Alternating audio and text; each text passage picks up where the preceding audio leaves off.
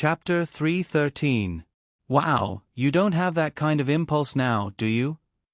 The girl nodded slightly, her face turning even redder. Eric's smile suddenly turned naughty. Then you have to hold it in. At least wait until we're done with the party. The girl raised her small fist as if she wanted to punch Eric on the shoulder, but she retracted it in mid-air and said in a low voice, "Eric, I think it's better to return this dress and shoes after the party." "You don't like it?" "Of course not, I like it very much." Famke Jensen bit her lower lip and continued, "But it's too expensive. I can't accept it." "As long as you like it," Eric said casually. "Anyway, I'll return the dress tomorrow and return the money to you," the girl said in a firm tone. Eric turned his face and sized up the girl. His tone was faint and seemed to have some other meaning. "Don't worry, you won't be able to return it." The car stopped outside the Coppola Manor. As soon as they got out of the car, a black doorman came up and recognized Eric with his sharp eyes. He immediately grinned and took Eric's car keys and helped Eric drive the car to the parking lot. Nothing could be seen in the car at first, but after getting out of the car, Famke Jensen put on high heels and reached a height of 6 feet 3 inches. Coupled with the rose-colored evening gown handmade by a famous designer, the moment he appeared, the few security guards and doormen at the entrance of the Coppola family's mansion revealed looks of amazement. Everyone had a sense of vanity, and Famke Jensen was no exception. The girl was enjoying the stunned gazes of the people at the door. She enjoyed it even more than the most famous runway shows she had ever walked. Because at that time, she was just a hanger. But now, the expensive evening gown had become her foil. However, Eric was still not satisfied. He looked at the girl's neck and said regretfully, "It would be even more beautiful with a necklace, but time is tight today. Let's talk about it next time." "I think this is already very good," the woman said as she held Eric's arm intimately. "But I like perfection, not just good," Eric said as he handed the invitation to the security guard in charge of inspection. He then walked into the Coppola family's mansion. Although there was no shortage of beautiful women in Hollywood, there weren't many who were as tall and beautiful as Famke Jensen. Therefore, when the two walked into the manor side by side, the guests who were chatting in groups of 3 or 5 turned their gazes to them in unison. Some of the female guests even subconsciously hugged the men beside them when they saw Famke Jensen. Many of the male guests quickly identified Famke Jensen as a model from his mannerisms and gait. In Hollywood, it was very easy to get a female model. However, before these people could have any other thoughts, they quickly noticed the young man beside the girl. Now in Hollywood, as long as one paid a little attention to Hollywood's current affairs, it was impossible not to recognize Eric. Those who were able to attend the Coppola family's party were definitely people of a certain status. The chances of them recognizing Eric were even higher. "It looks like Williams." "What do you mean it looks like?" "It's obviously him." "Why is he here?" "I've never seen him at a party before." "I heard that he doesn't like to socialize. At most, he only attends Firefly's internal parties." "Wow, it's really Eric. He's so handsome." "Who's that woman?" "He's a playboy. It's normal for him to have women around him." "Hey Jilly, don't be fooled by his appearance." "Should we go up and say hello?" "That's a bit abrupt." "Let's go. It's just a greeting anyway." There aren't many opportunities like this. Eric, who felt that the atmosphere was a bit strange, couldn't help but slow down. This was the first time he attended a party after the incident at the beginning of the year. Moreover, it was a party where he didn't know many people. He couldn't predict how these people would react. Seeing how the people around him were pointing at him and Famke Jensen, Eric immediately regretted it. If he received a cold reception, it would be embarrassing for him. Just as he was unsure whether to continue walking forward or turn around and leave, the guests who recognized the two of them whispered for a while. Soon, 2 or 3 people walked towards him and Famke. "Hello, Mr. Williams. I'm Gary Fredrickson, the executive producer of The Godfather 3. Welcome to this party." "Mr. Williams, hello. I'm Richard Billette. I play a role in The Godfather 3. "Mr. Williams, hello." Seeing the 3 people walking towards him, Eric breathed a sigh of relief and greeted them with a smile.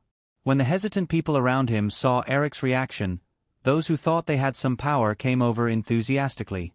Francis Coppola, who happened to notice the commotion, walked over curiously with Al Pacino and Nicolas Cage. What he saw was Eric being enthusiastically surrounded by a circle of people. Al Pacino was the first to recognize Eric through the gaps in the crowd. After exchanging a few words with Coppola, he walked towards the crowd. The people on the periphery quickly noticed Francis Coppola and the other two and consciously made way for them. "Hey, Eric, long time no see. I didn't expect to see you here tonight." Al Pacino gave Eric a warm hug, then nodded at Famke Janssen before turning around. "Eric, let me introduce you. This is Mr. Francis Coppola." "Hello, Mr. Coppola. I'm Eric Williams. I like your The Godfather series very much. I believe this The Godfather sequel will definitely become a classic once again. Thank you for your affirmation, Mr. Williams." Francis Coppola warmly shook hands with Eric. "Just call me Eric, Mr. Coppola." "Oh, yes, this is Miss Famke Janssen." Eric gestured to the girl beside him. Francis Coppola smiled and shook hands with the girl, then gave his nephew a look. Nicolas Cage, who was already eager to try, quickly stepped forward. "Hello, Mr. Williams. I'm Nicolas Coppola." Compared to Francis Coppola, Eric was naturally more familiar with Nicolas Cage. Although Cage was once known as the king of bad movies, it was undeniable that Nicolas Cage had filmed quite a number of classic movies. "Hello, I think it's more cordial to call you Mr. Cage. I really liked your alluring Moonlight. You and Madame Cher's performances were excellent." "Thank you, Eric. Just call me Nick." Nicolas Cage shook Eric's hand slightly, obviously a little excited. This detail made Eric feel a little strange. The other party's eagerness seemed a little too much. On second thought, Eric quickly realized why he had received this invitation. Nicolas Cage was obviously eyeing the role of the male lead in Ghost, just like Bridget Fonda. He sized up Nicolas Cage. Cage was only 26 years old, and his hairline was not as receding as it would be 20 years later. His hair was thick, and his eyes were deep. There was a hint of melancholy in his temperament. Noticing that Eric was sizing up Cage, Francis Coppola stood aside with a smile and did not disturb him. Al Pacino also knew that Eric, the smart little guy, must have realized something, so he also stood aside with a smile. Although it felt a little strange to be scrutinized by someone 5 or 6 years younger than him, Cage sensibly stood where he was and did not speak. The whole party was to celebrate the upcoming filming of The Godfather 3. At this time, the director and the male lead, two important tasks, did not speak, and the people around them also sensibly quieted down. After more than a minute, Eric carefully considered it, and combined it with Cage's performance in City of Angels. He finally made up his mind and reached out his hand again. "So, Nick, are you willing to join Ghost? Cage's eyes widened in disbelief. As a descendant of the Coppola family, he knew better than ordinary people that it was not so easy to be the lead in a big commercial movie. It was not just a matter of acting skills, it even involved a lot of competition. Because a successful commercial movie could completely turn an unknown Hollywood actor into a world-class superstar. Although there were many popular movies in Hollywood every year, most of the leading roles were taken up by famous actors, leaving very few opportunities for newcomers. Therefore, although he had been given the opportunity to audition for Ghost, and was fully confident in his acting skills, he still took the opportunity of The Godfather 3 party to persuade his uncle to invite Eric. He wanted to use the Coppola family's influence in Hollywood to promote it, hoping to increase the success rate of getting the role. He did not expect that in the end, things would become so simple. This made him want to pinch himself hard for a moment. This must be a dream. Before Cage could pinch himself, Al had already clenched his fist and punched Cage. "Lucky boy, do you still need to hesitate?" The impact on his shoulder finally woke Nicolas Cage up. He grabbed Eric's hand and shook it hard. "Of course, Eric, thank you." Of course, Eric would not let it go so easily. After Ghost, there would be another Hollywood star in the Coppola family. How could he let go of such a favor so easily? Therefore, after letting go of Cage's hand, Eric turned to Francis Coppola and said with a smile, "Mr. Coppola, Nick is a descendant of the Coppola family. I believe that his acting skills will not disappoint me, right?" Eric's words seemed normal, but some of the people around quickly realized that Eric was hinting that the Coppola family owed him a favor. It was just that they did not know if Francis Coppola would be willing to admit it. Favors had to be returned. In the future, the greater the success of Ghost, the greater the favor would be. Cage saw the reactions on the faces of some people around him and pondered for a moment. He also realized the meaning of Eric's words. He looked at his uncle with some apprehension. Although this uncle treated him well, and when he had just debuted, Francis Coppola had arranged several small roles for Cage in his movies, he was not Francis Coppola's son after all. Unexpectedly, Francis Coppola hesitated for 2 seconds, then smiled freely and grabbed Eric's hand. "Of course, Eric, Nick will not let you down. If he can achieve some success in his acting career, it will also be the glory of the Coppola family." As expected of one of the 4 major Hollywood directors, his bearing was not something that ordinary people could compare to. When the people around heard Coppola say this, they sighed in their hearts. Then, without knowing who took the lead, there was a burst of applause. Eric let go of Coppola's hand with a slightly embarrassed expression. Well, it seemed that he had become a villain who wanted to be repaid. However, he did not regret it. He would be an idiot if he did not reach out at this time. He was not doing charity. It was just that. He glanced at the girl who was smiling and clapping beside him. "Stupid woman, what are you clapping for? Are you laughing at me?" Famke Jensen was acutely aware of the murderous intent in Eric's eyes. Her delicate hand froze in front of her for a moment before she realized what was going on. She hurriedly held onto Eric's arm intimately, like a cat who had caused trouble and was asking for trouble from its owner. "Okay, Eric, let's go in. Let me introduce some people to you." After a moment, Francis Coppola smiled and gestured for him to enter. The few of them chatted as they walked towards the luxurious villa. "To be honest, Eric, you should attend more parties. It will help you understand Hollywood in more detail." "Oh, right, your Freedom City in Malibu is really spectacular. Now, many people regard it as a landmark in Malibu. When are you going to invite us over? I really want to see what a mansion built for more than $20 million looks like." Francis Coppola walked beside Eric and spoke like a familiar elder. Eric also smiled and echoed. He looked around the manor and chatted with Coppola. When they were about 10 meters away from the villa, Eric suddenly stopped and looked in one direction curiously. However, the graceful figure quickly disappeared into the crowd. Noticing Eric's strange behavior, the few of them curiously followed Eric's gaze but did not see anything strange. However, seeing that Eric did not speak, they did not ask further. Chapter 3:14. Francis Coppola withdrew his gaze and took the initiative to introduce, "Eric, there is a garden.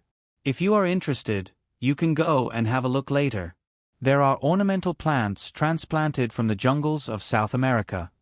No, I think I saw an acquaintance, but I may have mistaken her." Eric recalled the figure that flashed by just now. It seemed that she was holding a bald middle-aged man. Then, there was an 80% chance that he had mistaken her for an arrogant little girl like her. Shaking his head, Eric did not say anything more. He made an expression to the crowd that said it was okay and continued to walk into the villa. Tony Brandt, who had been fawning over Jennifer Connelly, heard the faint applause from the manor's entrance. He inquired around and soon returned to Jennifer Connelly's side. "It's actually Eric Williams. That ridiculously young director. I really didn't expect it." The middle-aged man seemed to be lamenting about something. He did not realize that the girl beside him almost dropped the goblet in her hand when she heard the name Eric. She also became flustered. "Miss Connelly, do you know Eric Williams? He is a very magical young man. In less than 2 years, he has made a great name for himself in Hollywood. Being kissed by a lucky woman can no longer explain his good luck. He is like the illegitimate child of the goddess of luck." Tony Brandt seemed to think that his sentence was very humorous and laughed to himself. Jennifer Connelly could not laugh. Holding the goblet in her hand, she lowered her eyes slightly and a string of numbers flashed clearly in her mind. It was the phone number that Eric left her. However, she only dialed it once. It was 9 months ago when Dark War was released. She regretted it. But at that time, the phone happened to be unanswered and she did not leave a message.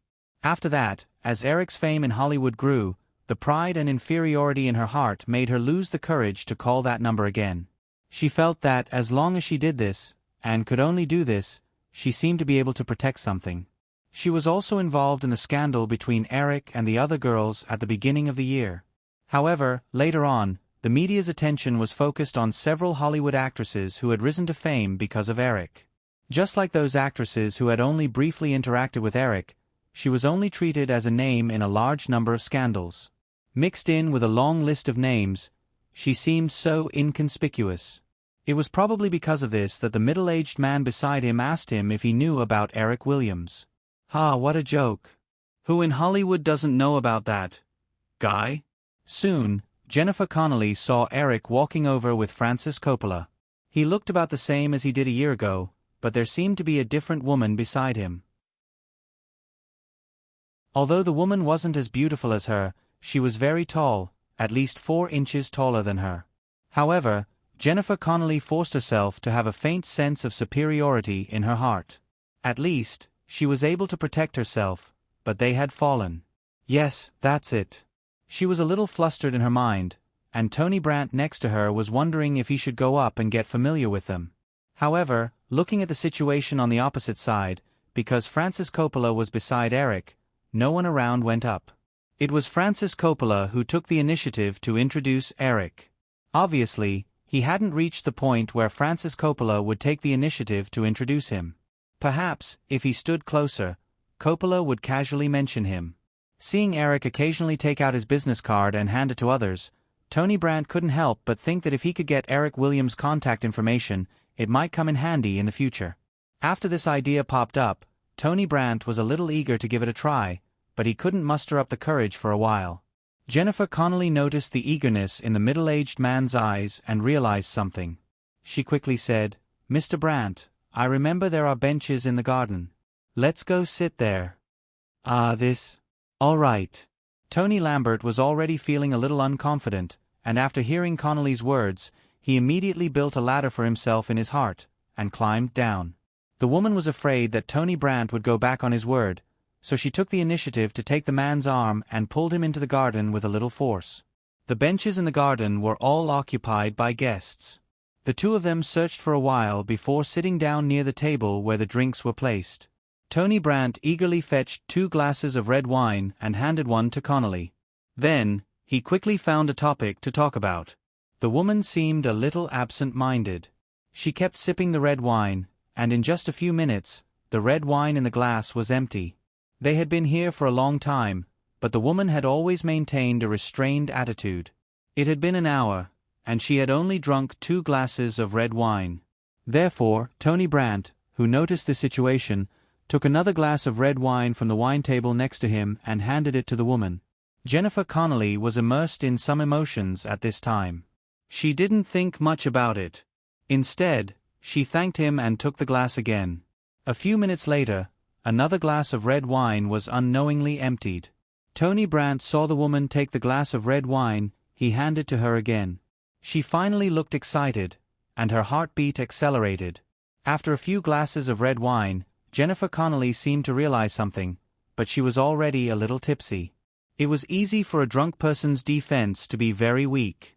Therefore, gradually, the woman even began to give up on herself. Although her drinking speed slowed down a lot, she didn't refuse every time Tony Brandt handed her a new glass of red wine. "Eric, this is my daughter, Sophia. Sophia, this is the youngest and most outstanding director in Hollywood, Eric Williams." In the villa, after walking around, Francis Coppola introduced another girl to Eric. "Hello, Miss Coppola." Eric's expression didn't change at all. He warmly greeted the girl who was looking at him curiously. "Hello, Eric. Can you call me Sophia?" Sofia Coppola seemed to be more enthusiastic than Eric. I like your movies very much. It's hard to imagine that you're so young. Eric's expression changed. He remembered the woman's terrible performance in The Godfather 3 and said meaningfully, maybe you can make a good movie. Why don't you try? I believe your father will definitely support you. The girl's expression changed. She looked at her father and said, I can't do it. I'm not a genius like you. I'm still so young. Also, Dad has already decided to let me play the role of the Godfather's daughter in The Godfather 3. I think I should be like my cousin and try to develop into an actress. Of course, you should try everything when you're young. Only then can you find the most suitable path for yourself, Eric continued. Wow, you don't sound like you're your age at all. You sound like an old man, the girl couldn't help but say. Sofia, don't be so rude. I think Eric is right. Francis Coppola glared at his daughter. The girl stuck out her tongue and said, still unconvinced, I'm right. Otherwise, why would an old man like you agree with him? Hee hee. Francis Coppola looked at Eric helplessly. The girl smiled mischievously and suddenly said to the tall woman standing beside Eric, this is... My name is Famke Jensen. Famke Jensen introduced himself. Then, Miss Jensen, can you let me have Eric for a while and let us dance? The tall woman shrugged and looked at Eric. Of course. Hey, I don't think I've agreed, Eric said with a smile as he allowed the girl to pull him onto the dance floor. Are you going to refuse? Sofia Coppola looked up and asked. She was a little petite. Even though she was wearing high heels, she was still 10 centimeters shorter than Eric. Okay, of course not. Eric shrugged and gently hugged the girl's waist. After a while, the girl who was gently dancing to the music suddenly said, Hey, you seem a little absent-minded? Eric asked doubtfully, Is it obvious? How can I tell if it's not obvious? The girl pouted and said gloomily, To be honest, Sofia Coppola's lips were a little thick. When she spoke, one side of her upper lip liked to curl up, making her look even more awkward. Although in the eyes of Westerners, thicker lips were sexier, Eric still felt that thin lips looked better. Okay, I apologize, Eric said as his thoughts ran wild. Sofia Coppola tilted her head and thought for a while before asking, By the way, what you said just now seemed to be implying something. Can you tell me what you mean? You want to hear the truth? Eric asked as he stared at the girl. Sofia Coppola nodded without hesitation. If you have something to say, just say it. There's no need to be so wishy-washy. Eric thought for a while. It would be good if he could get the girl to give up the idea of harming the classic series, The Godfather. In his memory, Sofia Coppola's performance in The Godfather Part 3 was indeed terrible. With the help of an Oscar-level veteran like Al Pacino, it gave people a strong sense of drama. The 2 Golden Raspberry Awards were not undeserved at all. As the two of them did not have much of a friendship, Eric did not say it in front of Francis Coppola. It was a taboo to talk about such things when you were not close. However, now that he was alone with the girl, as long as he was tactful, it would not have much of an impact. Even if the other party did not listen to his suggestion, he could just treat it as a joke and laugh it off.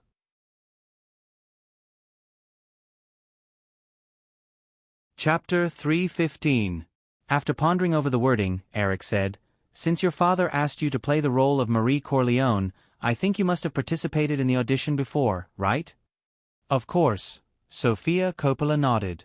So, what did your father say about your audition? Eric asked patiently. Hearing this question, the girl was obviously a little guilty. Dad said my acting is not bad. Sofia Coppola's hesitation allowed Eric to continue the topic without any pressure. You grew up on the Coppola family set and have seen countless actors perform. You must be aware of your acting skills, right? I think that if I rehearsed more during the shoot, I would definitely be able to meet the requirements. And Dad also said that it doesn't matter if I don't act well. After all, this is the first time. As if she remembered her father's encouragement, Sofia Coppola raised her head and looked at Eric confidently. Eric said with some emotion, From this, it can be seen how much your father loves you. You must know better than me what the Godfather series means to your father. This series is the glory of Francis Coppola as the director. I think that no matter to any other actor in The Godfather 3, your father would never say, "It doesn't matter if I don't act well." Only you are so tolerant. In this case, you should think of your father. The Godfather 3 foot is the end of the Godfather series. I believe that no one in the Coppola family wants it to be flawed because of an actor's performance, right? Sofia Coppola heard Eric's words and lowered her head in silence. Eric stroked the girl's back and patted her gently. He continued, "In Hollywood, as the daughter of the Coppola family, you have more opportunities than others. If you are really interested in acting, I think it's best to be like your cousin. Start from small roles and slowly hone your acting skills." After a while, Sofia Coppola looked up. Eric could tell from the girl's expression that she had made up her mind, so he smiled at her.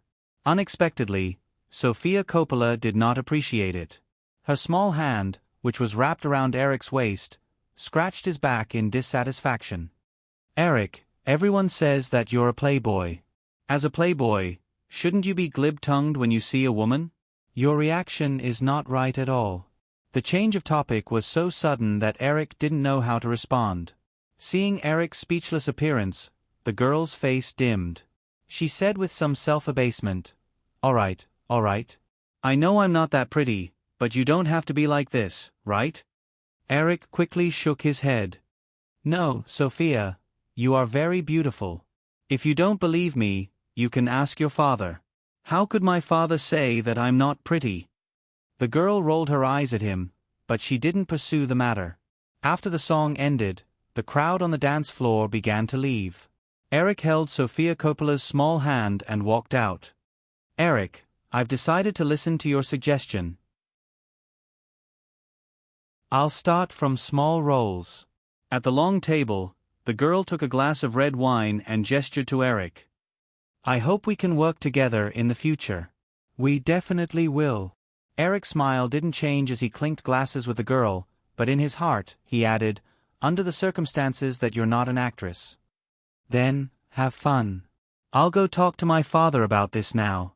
With that, the girl turned and left. After the girl left, Eric looked around but couldn't find Famke Jensen. He thought that the girl must have gone outside the villa. In addition, there was something else on his mind. Eric decisively walked out. He had to confirm it before he was satisfied. Along the way, Eric greeted the guests who came up to greet him. Soon, he arrived at the garden. No, Mr. Brandt, I can't drink any more," the girl murmured to herself, and felt the world turn round, and she swayed unsteadily to one side. Tony Brandt nimbly supported the girl and let Jennifer Connelly lean on him. Although it wasn't that no one had seen Tony Brandt get the girl drunk, this kind of thing often happened at Hollywood parties. In addition, Jennifer Connelly didn't resist much from the beginning to the end. The guests who saw this naturally treated it as a consensual act. Miss Connelly," Tony Brandt whispered into Jennifer Connelly's ear twice. The girl glanced at him with hazy almond-shaped eyes. She seemed to be aware of her current situation. Her small hand subconsciously pushed the middle-aged man away, but she didn't have any strength at all. This made Tony Brandt completely relieved. He raised his voice enough for the surrounding guests to hear, "Miss Connelly, I'll send you back." Of course, the girl couldn't have any answer. Some of the male guests who heard Tony Brandt's words just blinked at their companions. At the same time, they were a little envious of Tony Brandt's luck with women. The female guests frowned slightly, but they didn't intervene. Tony Brandt had just put Jennifer Connelly on his shoulder and was about to take a shortcut to go straight out when a cold voice sounded, "Sir, where are you taking her?" Tony Brandt's body stiffened. He secretly cursed for being a busybody, but he had to temporarily put the girl on the chair next to him. He turned around and saw Eric with one hand in his trouser pocket and the other holding a glass of red wine. He glanced between him and the girl expressionlessly. "Mr. Williams, nice to meet you. I'm Tony Brandt, also a director." Tony Brandt recognized Eric. He quickly calmed down and reached out his hand to Eric. Eric just looked at the hand that reached out to him. He raised his chin expressionlessly in Jennifer Connelly's direction and asked, "Where are you taking her?" Tony Brandt retracted his hand awkwardly and looked at the girl behind him. If he let go of her now, perhaps nothing would happen.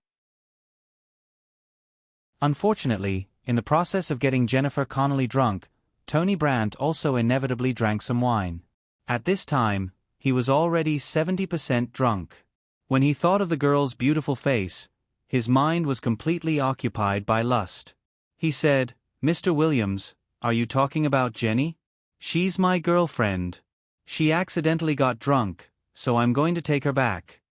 Eric's heart skipped a beat. He looked at the drunk girl and couldn't help but say, "She's drunk. Of course, you can say whatever you want, but I definitely don't believe that she'll be your girlfriend." Tony Brandt was stunned. Then, he spread out his hands in amusement. "Mr. Williams, Jenny came with me." "Shut up, don't call her Jenny." Eric suddenly raised his voice as if he was provoked. Tony Brandt was so scared that he trembled. He also sobered up a lot. However, at this time, because of Eric's words, the surrounding guests also came over curiously. Some of them recognized Eric's identity. When they saw that he and Tony Brandt seemed to be about to have a conflict, they thought about it and didn't stay to watch the show. They turned and hurriedly left the garden. Seeing that everyone was surrounding him, Tony Brandt, who was in a dilemma, quickly raised his voice. "Mr. Williams, you're too rude. Miss Connelly came with me. If she's not my girlfriend, is she your girlfriend? There are so many people here who can testify that Miss Connelly and I are together. What else do you want?" The surrounding guests looked at the three people in the hall. Most of them didn't know Tony Brandt, but Eric's identity was well known. At this time, when they heard Tony Brandt's words, everyone associated it with the rumors of Eric being a playboy. They pointed at Eric one after another, but because of Eric's current identity, no one dared to speak up for Tony Brandt. Tony Brandt saw that the surrounding situation seemed to be on his side. He was drunk and confident. He immediately said, "Mr. Williams, don't you think you're being unreasonable? My girlfriend is drunk. I just want to take her away. What right do you have to stop me?" Crack, with a soft sound, the goblet that was broken in two fell to the ground. The crisp sound of glass hitting the cobblestone road startled the surrounding people. Eric looked at the wound on his hand that was cut by the goblet in a daze. He whispered, "You can't take her away. At least wait until she sobers up. If she admits that she's your girlfriend, then I'll apologize." Tony Brandt saw Eric lowering his head and thought that he was guilty. His voice became louder. "Mr. Williams, you don't have the right to do this. Jane, Miss Connelly is drunk and very uncomfortable. She needs to rest." After Tony Brandt finished speaking, he glared at Eric fiercely.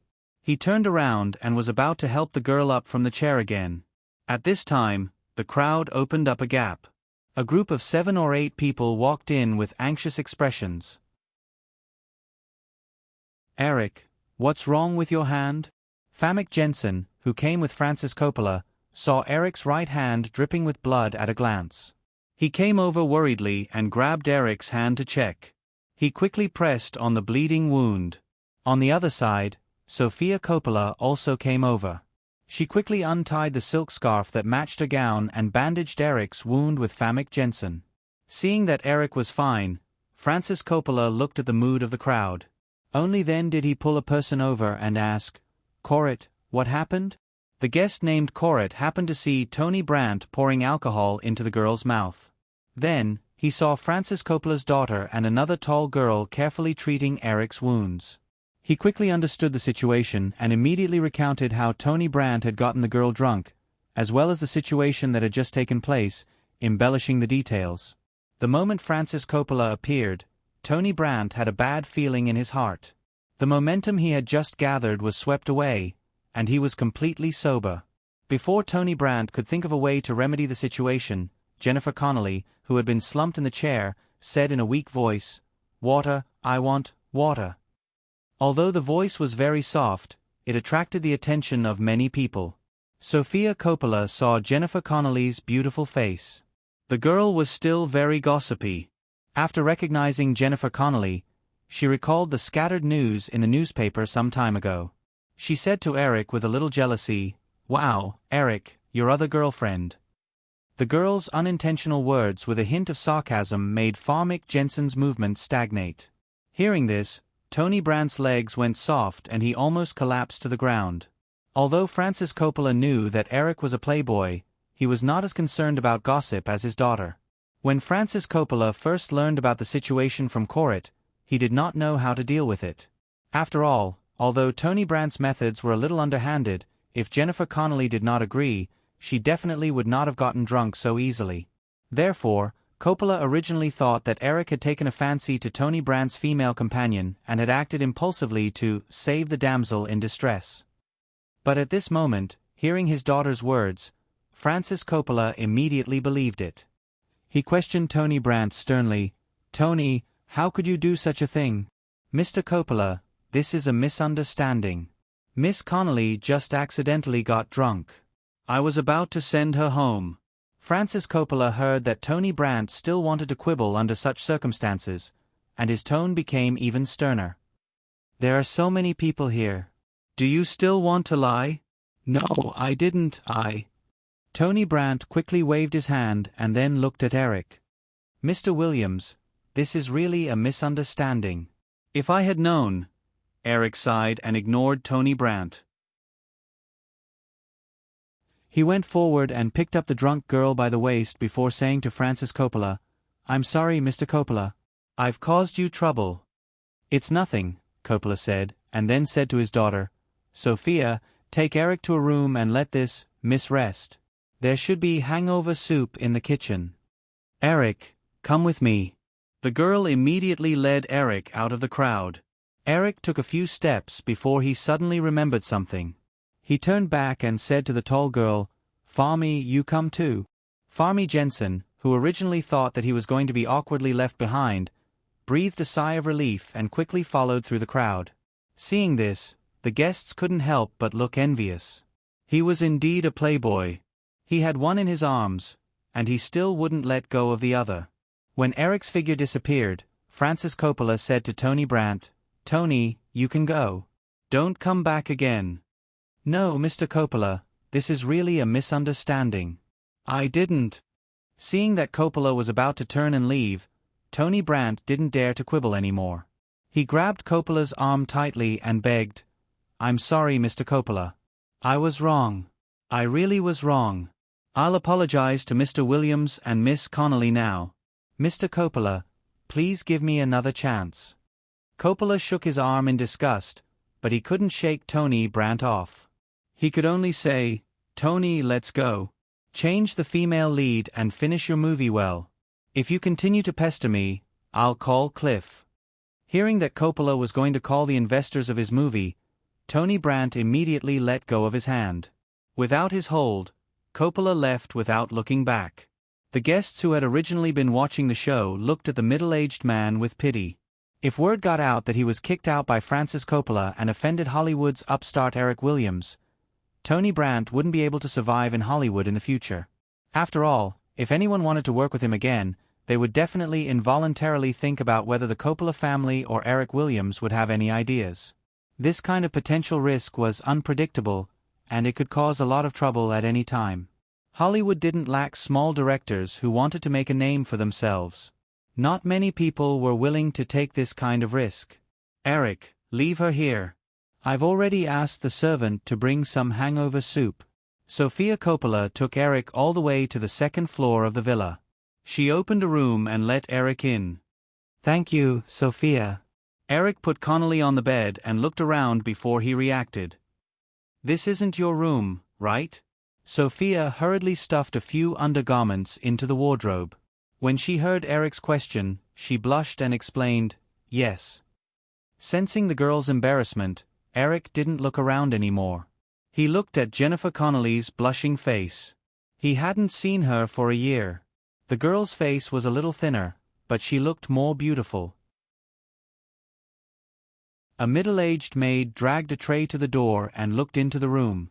Farmick Jensen, who was standing at the door, took the tray. "Let me do it." The maid nodded and handed the tray to the tall girl before she turned and left. Eric. Famke Jensen handed him the hangover soup. Eric took the bowl and looked up at the girl. Sorry, Famke. Famke Jensen forced a smile and said, It's okay. In a daze, Jennifer Connelly felt that she had been placed on a large bed. She vaguely recalled some of the situations before she got drunk. She felt that something was wrong and wanted to struggle up, but she couldn't summon any strength in her body. Soon, she felt herself being helped up by someone, and a strange yet familiar voice rang in her ears. She struggled to open her eyes, and soon revealed a slightly self-deprecating smile.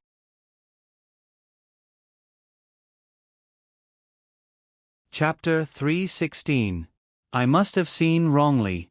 How could it be him? Such a faint thought popped up in his mind. Connelly's mouth twitched in self-mockery, but he was unable to smile. She brought the spoon to her lips and opened her mouth weakly. The warm liquid flowed down her throat and into her stomach, and she instantly felt much better. However, after a few mouthfuls, her stomach churned, and she retched twice before she felt her body floating again. A moment later, she felt herself lying on the side of the toilet bowl. The gentle tapping on her back made her unable to hold it in any longer, and she vomited out all the wine that she had drunk the entire night. After coming out of the bathroom, Eric patiently fed the girl the hangover soup. Finally, he wiped the corner of her mouth before standing up. Behind him, Famke and Sophia looked at Eric with complicated gazes. Eric, you're so considerate. If only my future boyfriend could treat me like this. Sophia saw that Eric had finally finished his work and spoke her mind without hiding anything. Although Famke Jensen didn't say a word, there was less jealousy in his gaze when he looked at Eric. There was more gentleness in it. Eric smiled and wiped his hands with a towel before saying to Sofia Coppola, Sophia, can you let her rest here for the night? She just vomited out all the alcohol in her stomach. She definitely won't dirty your bedroom with alcohol again. Sofia Coppola asked in surprise, You're not bringing her back? After the girl finished speaking, she suddenly remembered that there was another woman in the room and subconsciously covered her mouth. Eric also looked at Famke Jensen apologetically before explaining, I think you must have misunderstood. I haven't seen her in a year. I didn't expect to meet her here today. We don't have the kind of relationship you think we have. Wow. Sofia Coppola sighed. She didn't know what to say. They hadn't seen each other for more than a year, yet they were still treating each other so well. Who would believe that there was no relationship between the two of them? However, Sofia Coppola didn't say anything else. When Famke Jensen heard Eric's words, although he did not quite believe it, he inexplicably heaved a sigh of relief. Then, let her sleep here. I'll make do with the guest room for the night, Sofia Coppola said after some thought. Eric thanked them, but he didn't leave immediately. Instead, under the strange gazes of the two girls, he took Jennifer Connelly's handbag from the table and took out a small address book from it.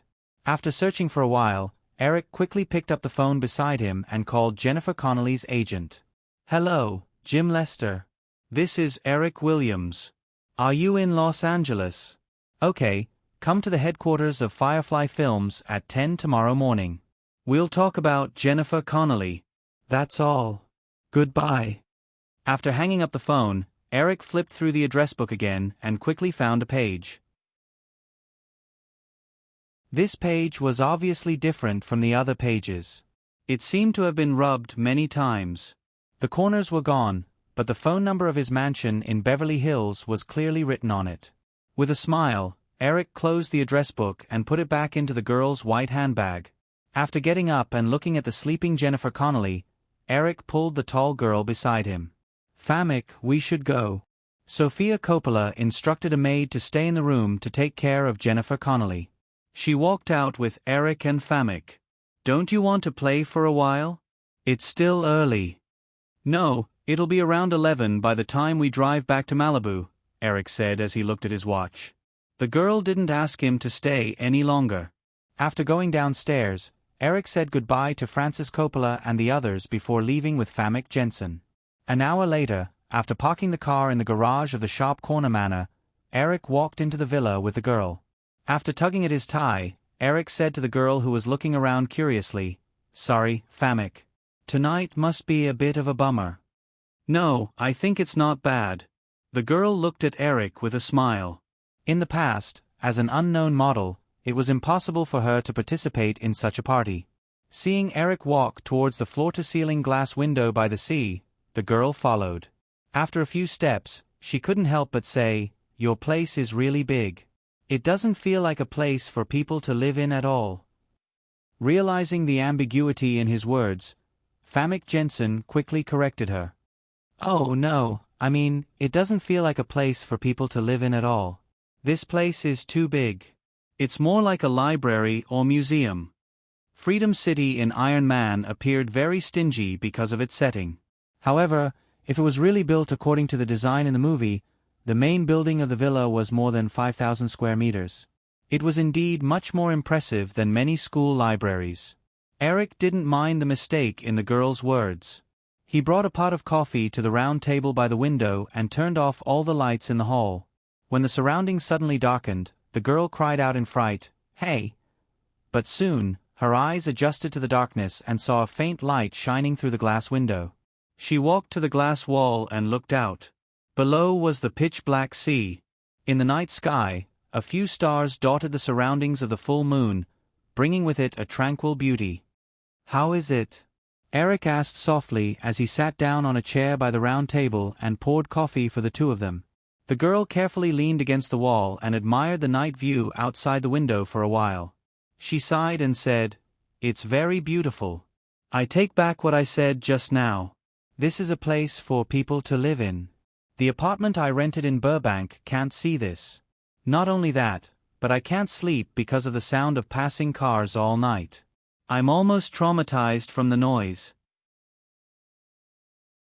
Eric leaned back and looked at the girl who walked to the hanging chair opposite him and sat down. She held the coffee cup he had pushed over and gently swayed it with a look of admiration. The girl was still wearing her rose-red gown. The hem of her gown fluttered as she swayed. Her feet that had taken off her high heels were faintly discernible under the hem of her gown. Her slender body leaned against the white egg-shaped chair, looking extremely beautiful. It gave Eric the urge to take a photo. "If you like, you can stay here," Eric said again after admiring it for a while. Upon hearing this, Famek Jensen's gently rocking motion of the space chair came to a stop. Her expression was clearly tempted, but she quickly shook her head and looked at Eric. "If I live here, I don't even know what position I should place myself in." Eric was taken aback, but he quickly smiled and said to Famek Jensen, "I remember in the office this afternoon, you said that I'm too soft-hearted." Famek Jensen revealed a puzzled expression and let out a puzzled sound. "Ha!" Eric didn't answer the girl's puzzlement and continued, "When I saw Jennifer Connelly again tonight, I suddenly regretted letting her go last year." "Ah! Do you know Howard Hughes?" Eric's topic seemed to have strangely changed to something else. Famek Jensen tilted his head and thought for a moment before shaking his head. "I don't know." Eric was taken aback. He recalled that the girl wasn't an American, but was born in the Netherlands. She came to the United States when she was an adult, so it was inevitable that she didn't know the legendary figure Howard Hughes. Since the girl didn't know, Eric explained, Howard Hughes is one of the greatest filmmakers in Hollywood, and he's also one of the greatest playboys. His dating partners almost covered all the famous A-list actresses in Hollywood in the 30s and 40s. Katharine Hepburn, Bette Davis, Susan Hayward, Gene Tilney, Rita Hayworth, Ava Gardner. Perhaps you haven't heard of many of them, but as long as you check, you'll find that any one of them will be crowned as the most dazzling or greatest actress. A magazine once revealed that Howard Hughes once had as many as 164 girlfriends. He hid his mistresses all over Los Angeles. Famek Jensen listened to Eric narrate Howard Hughes's glorious resume, as if he was telling a story. Furthermore, the man's tone seemed to become more and more admiring, yearning, and even a little fanatical. The girl couldn't help but open her mouth slightly. Taking advantage of Eric's pause, she interjected, "Don't tell me, you want to be like him?" Eric paused for a moment, then quickly said with determination and fanaticism, "Why not? In terms of achievements, at my age, I've already far surpassed Howard Hughes when I was the same age." Furthermore, he inherited his father's fortune, while I started from scratch. In terms of wealth, I'll definitely be richer in the future. In terms of status, I have Firefly. In a few years, this film company will be able to join the ranks of the movie giants. So, why not? Famke Janssen flung his right hand around in surprise, but he didn't make any gestures. But. No buts. Eric suddenly waved his hand. I've decided. As long as it's a woman I like, I'll definitely hold her tightly in my hands in the future, no matter what method I use. Famke Janssen subconsciously shrank into the space chair. I can't be one of them, right? Eric's tone had a hint of wickedness. What do you think? I haven't decided yet. The girl's mind was already in a daze from Eric's devastating words. She seemed to be mumbling to herself. Come here. Eric's deep voice had a hint of bewitchment. When the girl heard this, she subconsciously put down the coffee cup in her hand, got up, and walked to Eric. Her body was soft and very comfortable, but she was also very tired. She didn't want to open her eyes. However, she seemed to feel that she still had to do something. What was it? The girl's thoughts turned in a daze before she remembered that she still had work to do. Right, I'm filming a TV series. I'll be scolded if I'm late. Then, he suddenly sat up, grabbed his hair, and rubbed his eyes. Only then did Famke Janssen clearly see his surroundings. This was a very large bedroom with windows on all four sides. At this time, all of them had been opened, and the morning light shone in, illuminating the bedroom. However, there was no dust in the air that floated around with the sunlight. She quickly recalled everything that had happened last night. It felt like a dream, but how could it be a dream? It's over. I seem to have agreed to something. The girl mumbled to herself. She was barefoot, but she didn't see any clothes around her. She could only search the small wardrobe beside her and find one to wear. As her height was about the same as Eric's, although the shirt was very big, her height was similar to Eric's. She couldn't look like a little woman wearing it. Her two legs were completely exposed. She curiously circled the bedroom. The bedroom was located at the highest point of the manor, and the view was abnormally wide. The girl saw that to the north was Malibu City. The densely packed small villas looked a little laughable. Well, she didn't know why she had such a feeling either. With this thought in mind, she walked to the other side. The scenery in front of her was even more stunning. The sun had already risen high, and the sea and sky were a line. The azure blue intertwined indiscriminately. It was a beautiful sight. After hesitating for a few minutes in the bedroom, the girl opened the wardrobe and rummaged through it. She slammed the wardrobe door shut. Why are there only shirts? There aren't any trousers. She looked down at her outfit and glanced at the alarm clock on the table. It was already 8:30. It would take at least an hour to drive from here to the filming site on the other side of the Santa Monica Mountains. She would definitely be late. However, no one would dare scold her today, right? She thought smugly.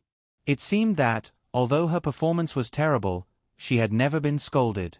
The reason she was always worried about being scolded seemed to be because that Brad Pitt was often scolded, even though his performance was much better than hers.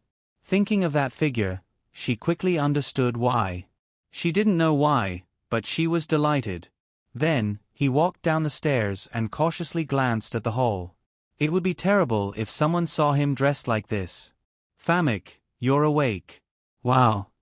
Eric had just finished his routine exercise and had just taken a shower. When he came out with a towel wrapped around him, he saw the girl standing on the stairs and couldn't help but exclaim. Eric's gaze happened to be looking up from below.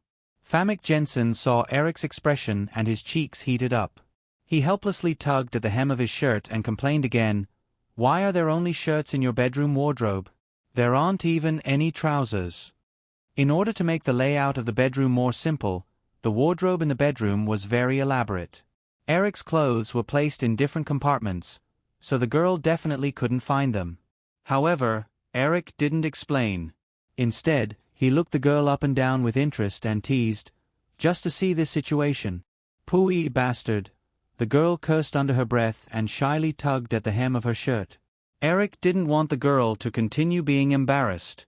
He smiled and said, "All right, Famek, I do have a few sets of Drew's clothes, but you definitely won't be able to wear them. You'll have to wear yesterday's costume. I'll go get them for you. I think they're still in the car." Famek Jensen hurriedly waved his hand and urged, "Go quickly. Bring all my clothes over.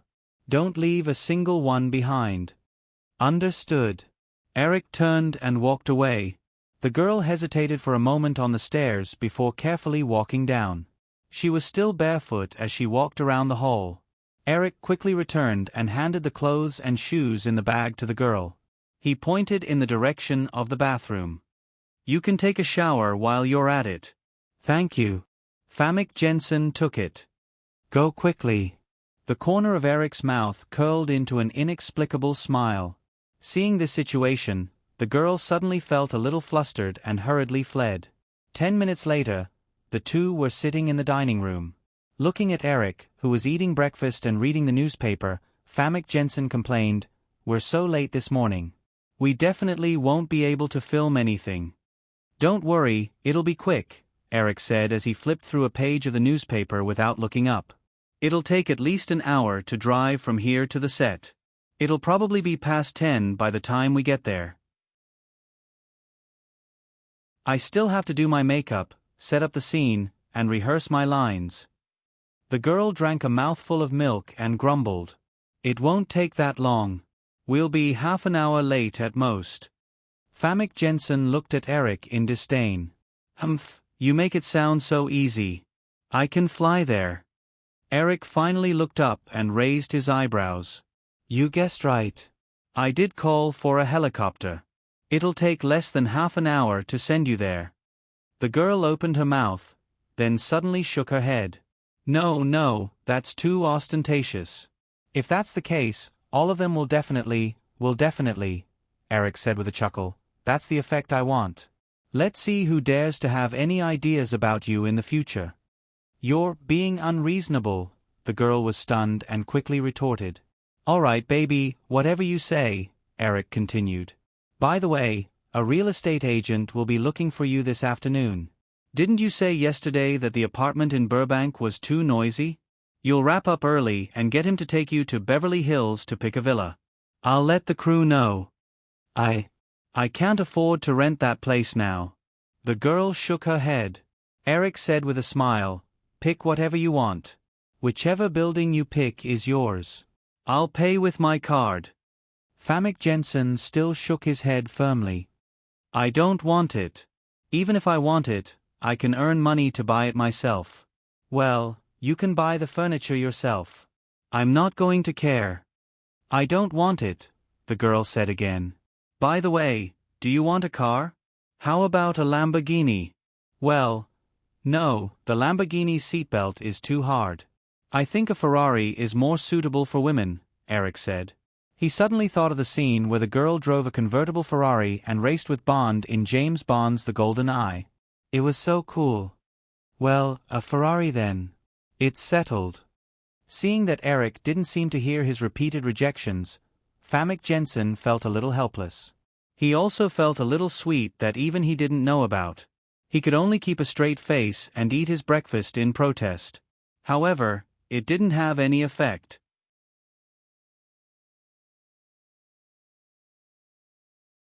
Chapter 317. After breakfast, Eric brought the girl outside the manor. A red and white Bell helicopter was already parked on the helipad. When the helicopter pilot saw Eric, he quickly jumped down from the helicopter and walked towards them. He was a tall white man who was nearly 2 meters tall. He had a faint stubble on his face and sharp eyes. His words and actions had the demeanor of a soldier. He was probably a retired soldier. "Hello, Mr. Williams. I'm Mark Billman." The tall man walked up to Eric and Famek Jensen and introduced himself. "Nice to meet you, Mr. Billman." Eric shook hands with him. "I'm sure you already know what your mission is?" "Of course." Mark Billman nodded and said to Famek Jensen, "Miss Jensen, follow me."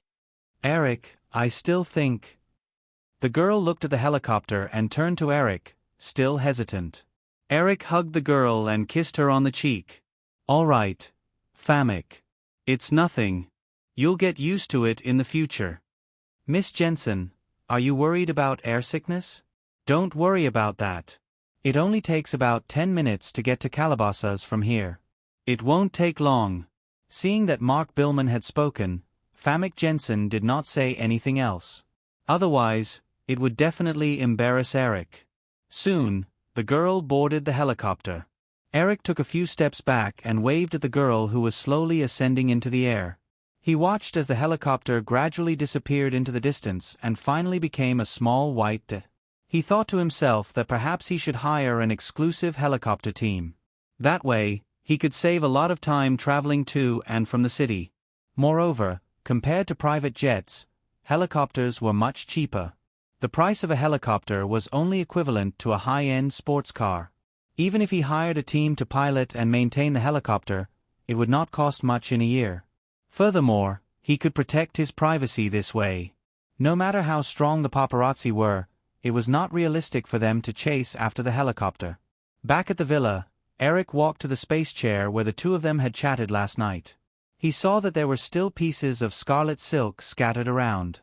Obviously, this was the remains of the expensive evening gown from last night. After casually picking up the scattered pieces of fabric and putting them into the trash can, Eric walked to the space chair and sat down. He looked at the sponge outside the window and thought about what had happened the day before. Since he had already made up his mind, Eric did not intend to change it.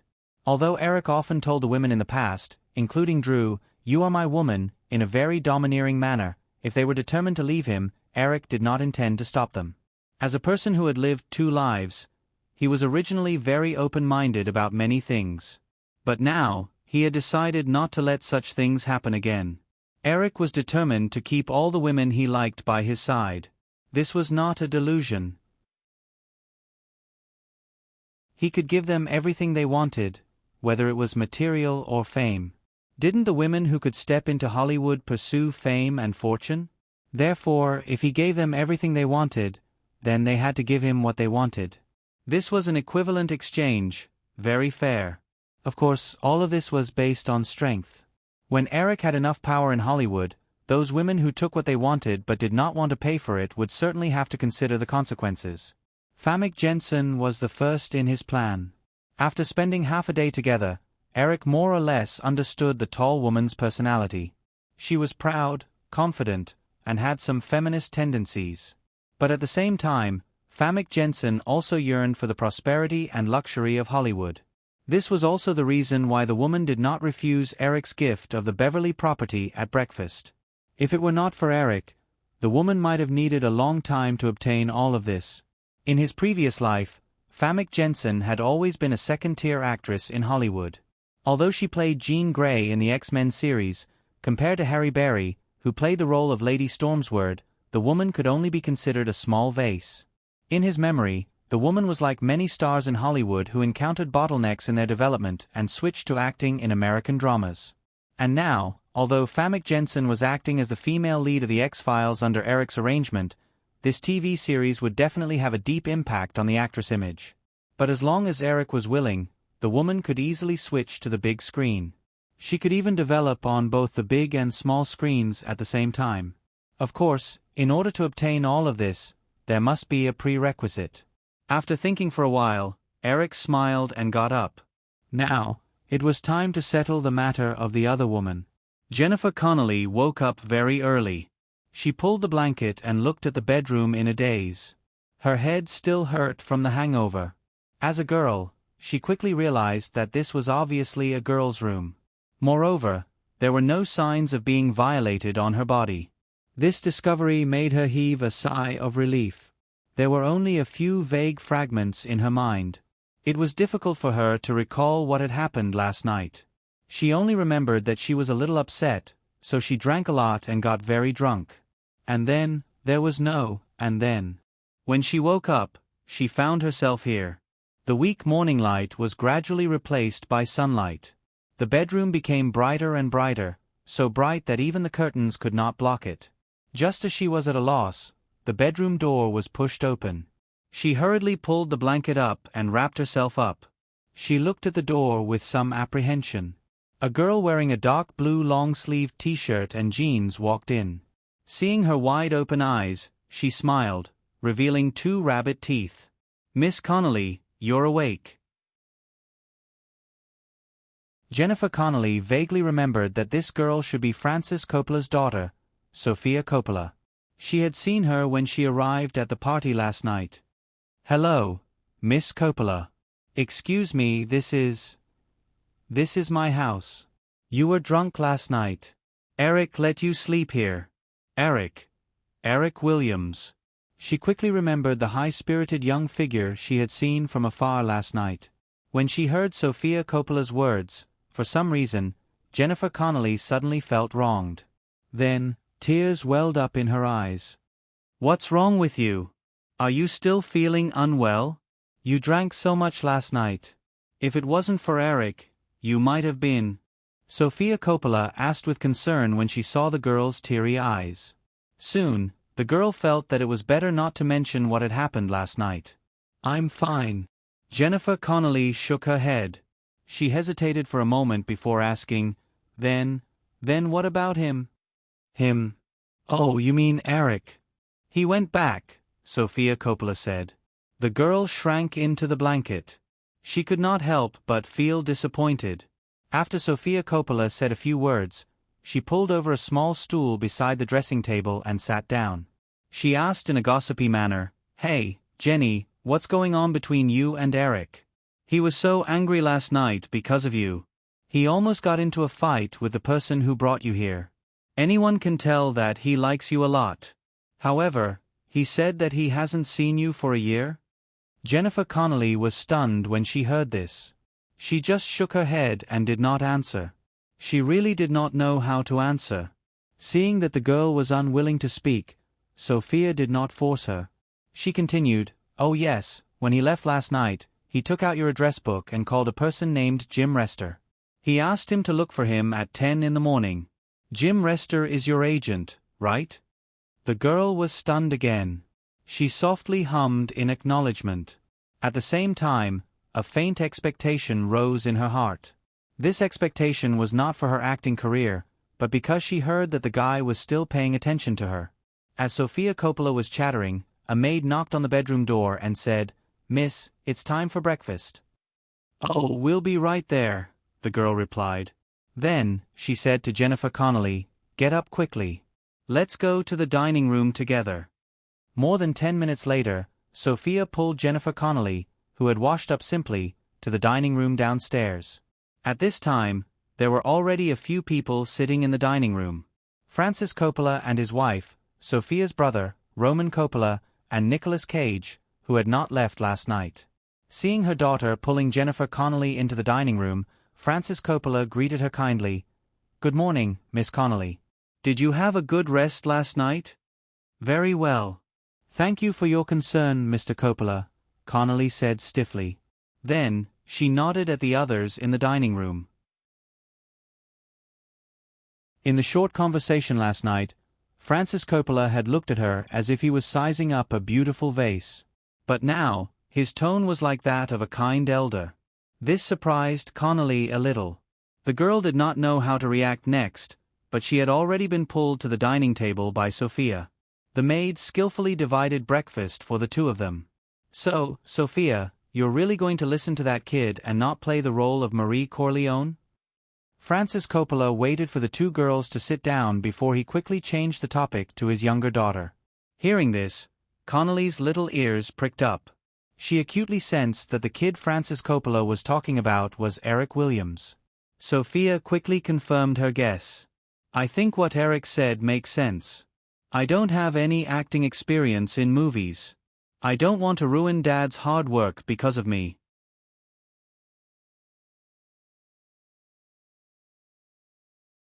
Chapter 318. Francis Coppola hurriedly said, No, Sophia, you have to believe in yourself. You have a lot of potential. Don't listen to that little guy's words. He's only 19 years old and he's already achieved so much. Of course, my daughter can do it too. Dad, I think Williams is right. Roman Coppola, Sofia Coppola's brother, suddenly raised his head and said, "Roman." Francis Coppola glared at his son with dissatisfaction. Roman Coppola shrugged his shoulders and quickly lowered his head again. Cage had no intention of speaking at all. Although he agreed with Eric's point of view, because he had seen his cousin's performance before. That feeling, it was better not to say. Sofia saw that the atmosphere was starting to change, and hurriedly tried to smooth things over. "Dad, don't say any more. I know you love me very much, and I love you very much too. So, I hope that The Godfather 3 can be even better. I've already made up my mind. I'll start from small roles like Nick. Didn't Mr. Tim Burton recommend a girl named Winona Ryder to you before?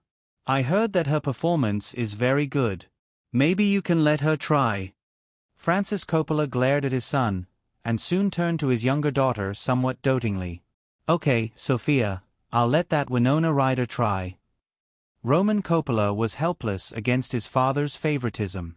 After thinking for a while, he said to his sister with a smirk, "Sofia, since it was Eric Williams who suggested it, you should ask him to compensate you with a role." "Humph, I'm not as thick-skinned as you." The girl snorted softly and continued to eat her breakfast. Francis Coppola did not scold his son this time. Instead, he said with some emotion, "Indeed, Eric Williams' movies are very good at creating stars. From the little boy in Home Alone, to the actress from Australia at the end of the year, I think her name is Nicole Kidman. Now, they are all A-list actors. I heard that Tom Cruise not only rejected the invitation of Ghost, but also spoke nonsense about the movie. What a stupid guy. Hey, Dad, Cruise is one of my idols. How can you say that about him?" Sofia Coppola raised her head in dissatisfaction. "Sister, Dad is right. What Tom Cruise did this time was really stupid. Although he has been popular for 10 years, the box office results of his personal movies are very unstable. What's more, Tom Cruise has a fatal shortcoming. He doesn't have any popular movie series. In this case, once the movies he starred in encounter several box office failures in a row, he will quickly step down from the A-list star position." The girl was unconvinced and asked, "Many famous actors in Hollywood don't have a series of movies to rely on." Roman Coppola continued, "It doesn't matter if many people don't. For example, actors like Al Pacino and Robert De Niro can gain enough popularity with their acting skills. But Cruise is different." "Do you remember the very popular Grease and an Officer and a Gentleman a long time ago?" The girl nodded. "Yes, I know. The male lead of Grease, John Travolta, and the male lead of An Officer and a Gentleman, Richard Gere, were both considered idols back then. But after all these years, who can still see their shadows in Hollywood?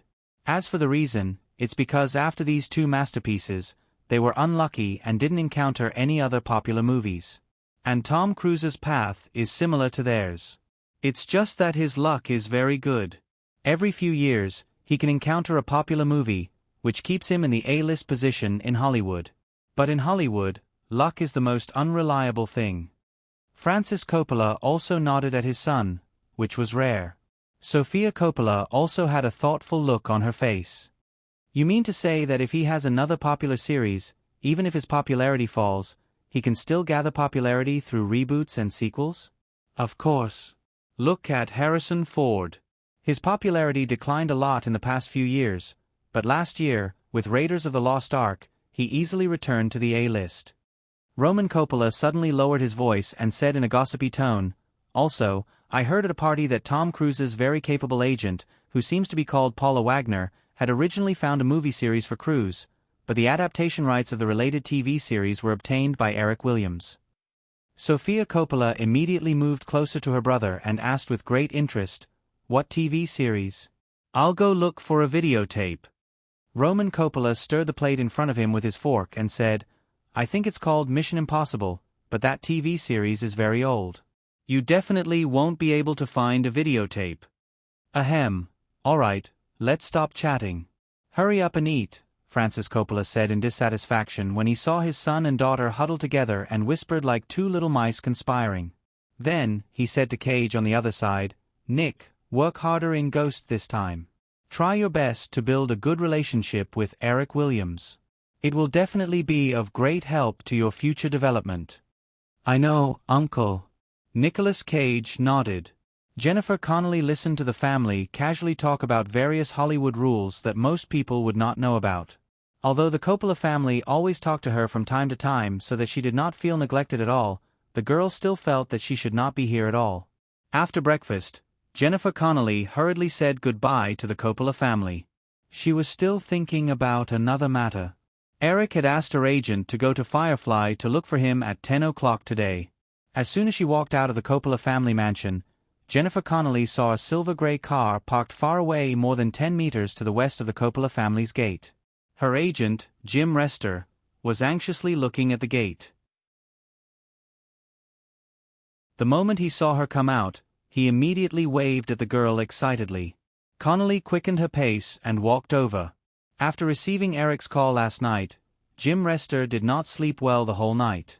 He was in a state of slight excitement, but he could not contact Connelly.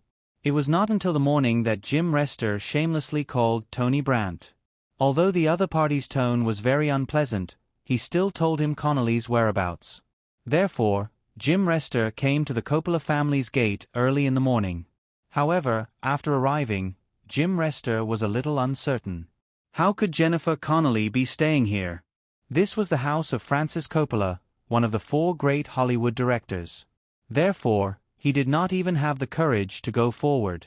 He could only wait foolishly near the gate, hoping that Jennifer Connelly would come out early so that he could bring the girl to Firefly Films. Although Eric did not say that the two of them would go together on the phone, Jim Rester naturally felt that Eric must have meant that. Moreover, with Jennifer Connelly, Jim Rester would feel more confident. Morning, Jim. Jennifer Connelly walked to her agent's side and greeted him a little guiltily. However, the agent did not have much time to chat with her. He quickly said, "Jenny, get in the car. We'll talk on the way." Do I have to go too?" the girl asked hesitantly. Jim Rester nodded. "Of course. Eric Williams will definitely want to see you." The girl was pulled into the car by the agent in a daze. Then, they soon arrived at the headquarters of Firefly Films. Jim Rester brought the girl to the front desk and said a few words to the receptionist. The receptionist looked at the records and said politely, "Sir, you must be Jim Rester, right? Mr. Williams has already told you to come. You can go directly to him." However, he did not mention this lady. Jennifer Connelly's gaze suddenly became a little gloomy.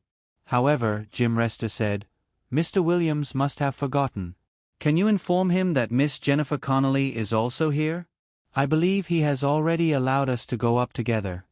The receptionist looked at Jennifer Connelly and nodded reluctantly. She picked up the phone and dialed for a while before saying, "Please go up. Mr. Williams' office is on the 7th floor, room 706. After Jim Rester thanked her, he led the girl to the elevator.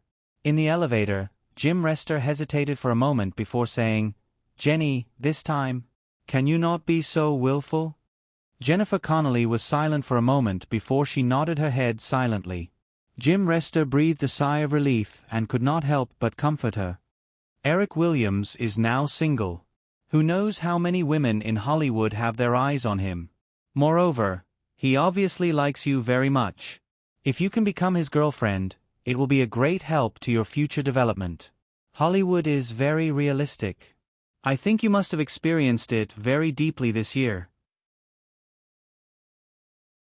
In the office, Eric was multitasking. While listening to Alan describe his work arrangements for the past few days, he lowered his head and quickly flipped through the information about Hollywood special effects companies that the consulting company had submitted. Eric did not look at the specific details. He was only looking for the information to see if there were any special effects teams that were more outstanding in his memory. He was still very superstitious about his memory. If there were some people who were outstanding in his memory from his previous life, in this time and space, with his help, they would definitely be able to do even better. Very soon, Eric found a familiar name. Stan Winston Studio.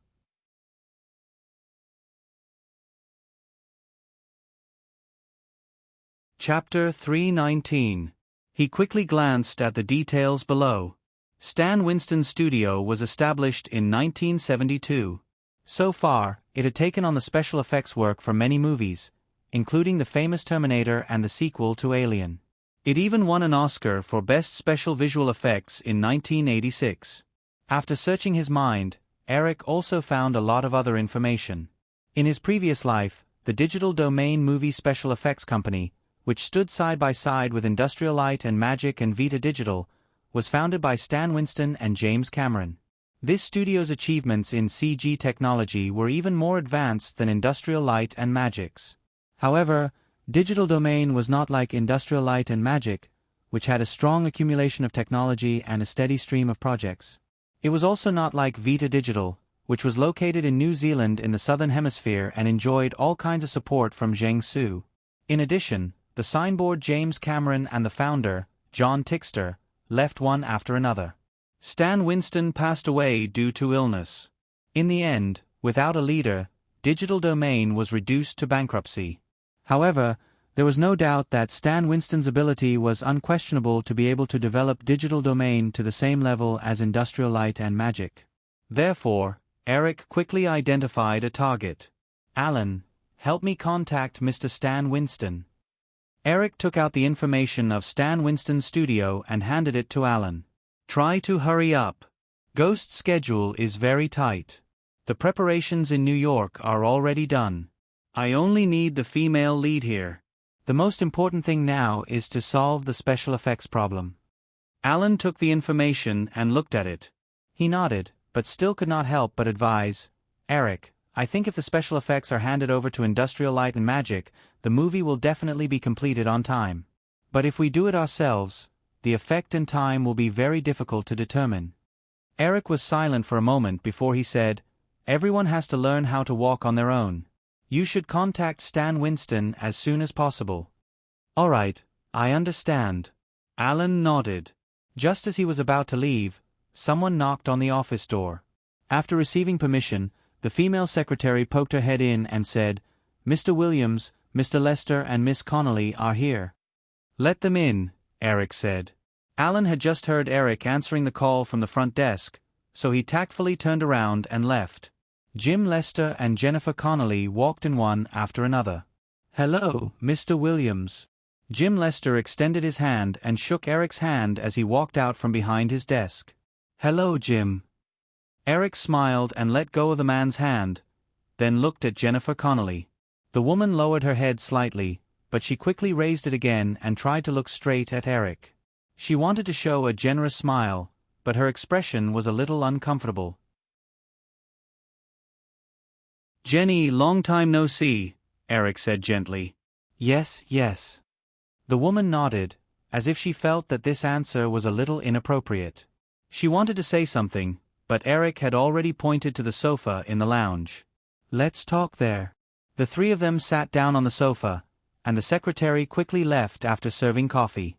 Eric was not in a hurry to speak. He sat on the sofa opposite the two of them and looked at the woman in front of him without hiding anything. Jennifer Connolly and Eric's eyes met for a moment, then quickly looked away in a panic. The man's gaze was almost the same as it was a year ago. What have you been busy with this year, Jenny? Eric asked after a while. The woman hesitated, not knowing what to say. Could she tell him that she had been going around for auditions, running into rejection everywhere, or being ignored by her agent? Jim Rester was here now, and even if her agent wasn't here, she couldn't say that. After all, it had been a year, and she understood that there was nothing wrong with what her agent had done. Seeing the woman's embarrassed expression, Jim Rester took the initiative to help her out. Mr. Williams, Jenny has been studying at Stanford University for most of this year. You know, she's still young, and it's never wrong to learn more. Eric nodded, looked at the woman, and asked, Is that so? Jennifer Connolly bit her lower lip, but still said softly, Yes, it is. Eric continued, By the way, last night, Sorry, I forgot his name, I think it was Brandt. Tony Brandt, Jim Rester reminded him politely. Eric nodded. Yes, it was Tony Brandt. I had some conflict with that gentleman, and it ruined your female lead role. The woman didn't have any reaction, but Jim Rester was surprised. He didn't know about this. However, when he recalled Tony Brandt's tone when he called him in the morning, Jim Lester quickly understood what was going on. Just as he was about to blame Tony Brandt, he quickly reacted to the situation. It was just a small production's female lead role, so it didn't matter if she lost it. As long as she could hug the big shot in front of her, she wouldn't have to worry about not having a role. "It's okay, Mr. Williams. Actually, that movie wasn't suitable for Jenny, so it's fine if she doesn't act in it." Eric looked at the woman, and Jennifer Connelly forced a smile, but didn't say anything. "You should know that I've been planning to make a movie recently, and I just happened to confirm the male lead role last night. The preparations in New York have also been completed. As long as we can find the female lead, we can start shooting." When he said this, even Jennifer Connelly, who had been pretending to be reserved, couldn't help but light up. Jim Rester's eyes flashed with ecstasy. "However," Eric continued, "it's just a pity that the female lead role in that movie isn't suitable for Jenny." After that, Eric slowly picked up his coffee and looked at the changes in their expressions. He teased them a little. Their expressions were really interesting. Even though Jim Rester realized that Eric did it on purpose, he didn't dare to show any displeasure, but the regret on his face was obvious. Jennifer Connelly, on the other hand, clutched the corner of her dress tightly. She was still wearing the dress from the party last night. After hearing Eric's words, the woman couldn't help but breathe a little faster due to her disappointment. Jim Rester thought for a while, and still asked unwillingly, "Mr. Williams, maybe you can let Jenny audition and see how it goes. Her performance in last year's Death of the Swan was quite outstanding." Eric shook his head. "If it's just a matter of acting, then it's not a problem at all. The key is the image. My movie needs the image of a housewife, but Jenny's temperament is too cold and glamorous. It's not suitable at all." "That's really a pity." Jim Rester shook his head and sighed. Eric took a sip of his coffee and said leisurely, "But it's not a big deal. Hollywood shoots hundreds of movies every year. Even if it's the Big Seven, the total number of movies produced every year is also in the hundreds. Finding a movie suitable for Jenny is a piece of cake." Jennifer Connelly was still a little doubtful. Everyone knew that Eric was besieged some time ago. Although no evidence was revealed, everyone knew that the Big Seven must have been behind it. Now, Eric should be in a deadlock with the Big Seven. What was the use of saying all this? However, Jim Rester saw it more clearly than Jennifer Connelly. Since Eric had successfully weathered that storm, it meant that Firefly's position in Hollywood had been confirmed whether the Big Seven were willing or not. Under such circumstances, with Eric's current status in Hollywood, asking for a female lead role from one of the Big Seven was a piece of cake. He believed that any one of the Big Seven would be very willing to give Eric face. "Mr. Williams, is what you said true?" Eric nodded. "Of course, but it will take some time. I have to get someone to look for it first. Also, I need Jenny's cooperation." "Don't worry, Jenny will definitely fully cooperate with you this time," the agent blurted out without waiting for Eric to finish. The atmosphere suddenly became a little awkward. Not only did the girl's face turn red, but even Eric himself felt his face heat up. Did he know how to speak so direct? "Ahem, Jim, I mean, Jenny has to make time to cooperate with some auditions. After all, only by passing the auditions can I help to lobby. If the role is not suitable for Jenny, then even if she gets it, it will only have a negative impact on Jenny's career in the future." Although he felt that there was no use in trying to salvage the situation, Eric still added on what he had just said. I understand, Jim Rester said fawningly. In the midst of the awkwardness, there was a knock on the door. Alan poked his head in and showed an apologetic look. "Mr. Williams, there's something urgent." "Wait a moment," Eric said hurriedly and then left the office. "It's like this, Mr. Williams. I just called Mr. Stan Winston. After explaining the purpose of my visit, he agreed very quickly. Also, the time is set at 11:30 today. By the way, Mr. Stan Winston also hopes to bring a friend, so I thought it would be better to inform you as soon as possible." "Friend?" Eric raised his eyebrows and quickly thought of someone. Stan Winston's best friend, without a doubt, must be Cameron. No problem. Is the phone still online? I'll talk to him personally. He's already hung up, Alan said regretfully. But if you agree, it's already 10:30 now. The location is at Cra Restaurant in Beverly Hills. I think you should, pay attention to the time. Eric looked at his watch and glanced at his office. He nodded. Don't worry, I got it. Then I'll get to work, the assistant said quickly. I'm sorry, both of you. There's a situation. Eric returned to the office and said to Jim Rester and Jennifer Connelly, I'm afraid we can't talk too much. It's okay, Mr. Williams. Maybe we can arrange a time to have dinner together. How about tonight? Sorry, I have plans tonight, Eric said as he thought of the tall girl. Since he had made up his mind to hold Famick Johnson in his hands, he obviously had to take advantage of the situation to go on a few more dates to increase their relationship. Material things were necessary, but so was feelings. After some thought, Eric said to Jennifer Connelly, By the way, Jenny, I'm going on a date later. Would you like to be my date? The girl hesitated when she heard Eric's words. Jim Rester almost wanted to agree on behalf of the girl, but at this time, he felt it was better to let the girl make her own decision. It's just a normal lunch, Eric added. The other party is a very famous special effects artist in Hollywood, and maybe a director. After lunch, I'll send you back. Then, okay. Jennifer Connelly nodded when she heard Eric say that. Eric smiled and looked at the girl's dress. Actually, your outfit is just right. Yes, very beautiful. Thank you, the girl said softly. In that case, I'll leave first. After the girl agreed, Jim Rester felt relieved and quickly stood up to leave. Eric sent him out and returned to the office again. The girl suddenly became more uneasy when only the two of them were left in the room. Wait a moment, let me change, Eric said lightly to the girl and walked to the small room next to the office. Stan, why do you think that little guy is looking for you? In Cra Restaurant in Beverly Hills, two big men sat in a corner. The man with a crew cut said to the middle-aged man with a big beard, I heard that he's going to use special effects in his next movie.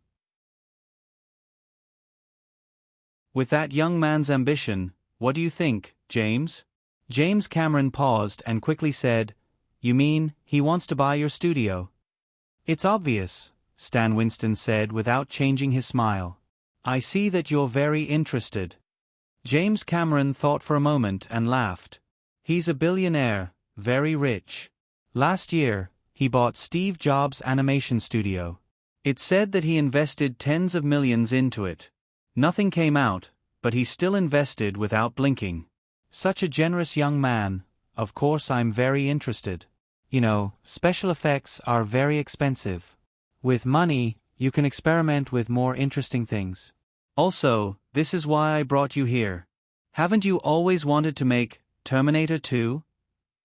This is a good opportunity. James Cameron suddenly looked excited, but soon shook his head in disappointment. That young man has never made a high-budget movie. I remember that the movie he invested the most in, Dark War, only cost $30 million, and it was Columbia who paid for it.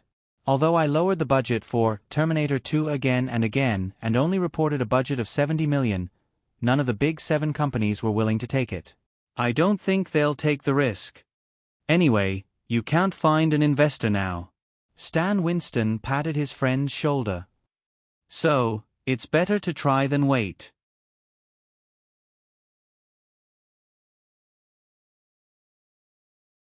Chapter 320. Although model special effects are still the mainstream technology used in special effects movies, I'm sure that in 10 to 20 years, CG special effects will definitely replace model special effects as the mainstream of special effects movies. About 10 years ago, Industrial Light and Magic created full CG scenes in movies, and in Jim's Abyss last year, there were even full CG characters. These are the most direct manifestations of this development trend. In Cra Restaurant, Eric was talking to Stan Winston and James Cameron opposite him. Although the two opposite him were both special effects artists, in terms of professional special effects technology, Eric certainly could not show off his slight skill in front of an expert. However, Eric's identity as a time traveler made him see the development trend of special effects more clearly than the two opposite him. Therefore, after finding the right topic, he could easily seize the initiative of the conversation. Eric, I don't agree with what you said. Although CG special effects can achieve more diverse scenes, it is still too expensive. In comparison, model special effects are much cheaper. You must know that Jim's Terminator only cost $6.5 million. If CG special effects were used, maybe the $6.5 million would not even be enough to cover the cost of the special effects, Stan Winston retorted. Of course, I'm just saying that CG special effects are the main development trend of special effects, but model special effects will always play their role. Speaking of which, Eric suddenly turned to James Cameron as if nothing had happened. Jim, have you ever thought of making a sequel to Terminator? I remember you said in an interview that you had many regrets in the first Terminator that were not realized. Hearing this question, James Cameron and Stan Winston looked at each other at the same time. They had been talking for more than half an hour, and lunch was almost over. Originally, James Cameron did not know how to bring up this topic, but he did not expect Eric to take the initiative to ask. Eric, actually, I have already written the script for the second movie, but I am still looking for investors, James Cameron said, pretending to be reserved. Although he was known as the tyrant of the set, James Cameron was usually not a hot-tempered person. When he was looking for investors for a movie, he did not lack any tricks. Otherwise, he would not have been able to get the investment time and time again in his previous life. Eric certainly understood James Cameron's thoughts, and he was also very clear about James Cameron's current situation. Although Cameron had not yet evolved into the comma of the future, as a transmigrator, Eric would certainly pay special attention to this name. He also maintained the good habit of reading newspapers and magazines every day, so he knew a lot of the developments in Hollywood like the back of his hand. Therefore, when news of James Cameron occasionally appeared in the newspapers, Eric would subconsciously take a second look at it and remember it in his heart. The cost of James Cameron's Abyss last year was as high as US $70 million, which was exactly twice the investment of Warner's Batman, which was a global hit last year. Although it eventually received a series of good reviews and an Oscar nomination, the box office was very miserable. The North American box office only grossed over US $50 million, while the overseas box office grossed only US $30 million. Since the box office was not good, the corresponding peripheral films would not be too good either. Therefore, this movie brought a loss of US $30 million for Fox. In Eric's memory, this was the only movie of James Cameron that made the investors lose money. After being severely cheated, Fox of course would not invest in Cameron's new movie, let alone the more expensive Terminator 2. Although the first movie did well at the box office, it was not enough for Fox to take the risk to fork out money again, and the other 6 major film companies that did not cooperate much with Cameron were even more unlikely to fork out money so easily. In his memory, Terminator 2 was made by a film company called Corolla, who sold everything they had and raised $100 million. In the end, it received more than $500 million at the box office worldwide. For this movie that was destined to be a big hit, although the investment was a little high, Eric certainly did not intend to let it go. Moreover, he did not intend to let Cameron off. After some consideration, Eric continued to ask, Jim, if it's possible, can you briefly explain the plot of Terminator 2? When James Cameron saw that Eric was interested in the movie, a glimmer of hope suddenly ignited in his heart. Of course, but please keep it a secret and don't disclose it. That's for sure. Eric nodded, then said to Jennifer Connelly, who was doing her job as a vase, Jenny. The girl smiled knowingly, revealing 2 small canine teeth. Don't worry, I won't either. Then, the story is probably like this. James Cameron briefly explained the outline of his creation. When Jennifer Connelly heard James Cameron's idea of the liquid metal robot, her eyes widened slightly with a look of disbelief and surprise. Eric already had the complete movie in his memory. In addition, James Cameron did not have much talent in telling stories verbally, so he did not show any strange expressions. He just listened attentively to Cameron's narration. Occasionally, he would find some differences between Cameron's story outline and the movie. For example, in Cameron's story outline, Sarah Connor, played by Linda Hamilton, was not locked up in a mental hospital.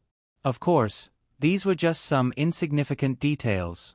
During the entire narration process, Cameron and Stan Winston had been silently paying attention to Eric's expression. When he found that Eric's expression did not change much, Cameron suddenly felt that something was wrong. If a story could not interest investors, then the possibility of getting an investment was definitely slim. Jim, according to your idea, the cost of this movie is definitely not low. Have you done a preliminary budget? Eric asked after Cameron finished speaking. I have. Although the idea of the liquid metal robot may cost a little more, I only need 60 million. I only need $60 million to make this movie. The liquid metal robot does not have to use all the CG.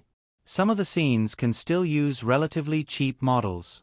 I have discussed this with Stan, Cameron said. In the end, he unconsciously took the initiative to promote to Eric. His original pretense of being reserved was also thrown to the back of his mind.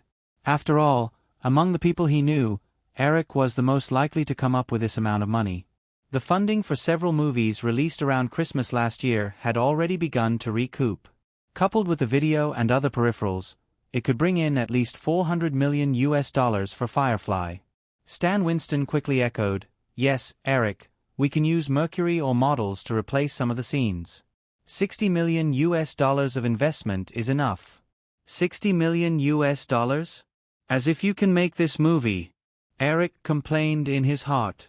His face became solemn. 60 million, almost 10 times the investment of the previous movie. Firefly has never operated a movie with such a large investment. Eric, believe me, this movie will definitely not disappoint you. Cameron wanted to continue saying something, but he was interrupted by Eric. Since James Cameron had not found an investor yet, it was necessary to whet Cameron's appetite.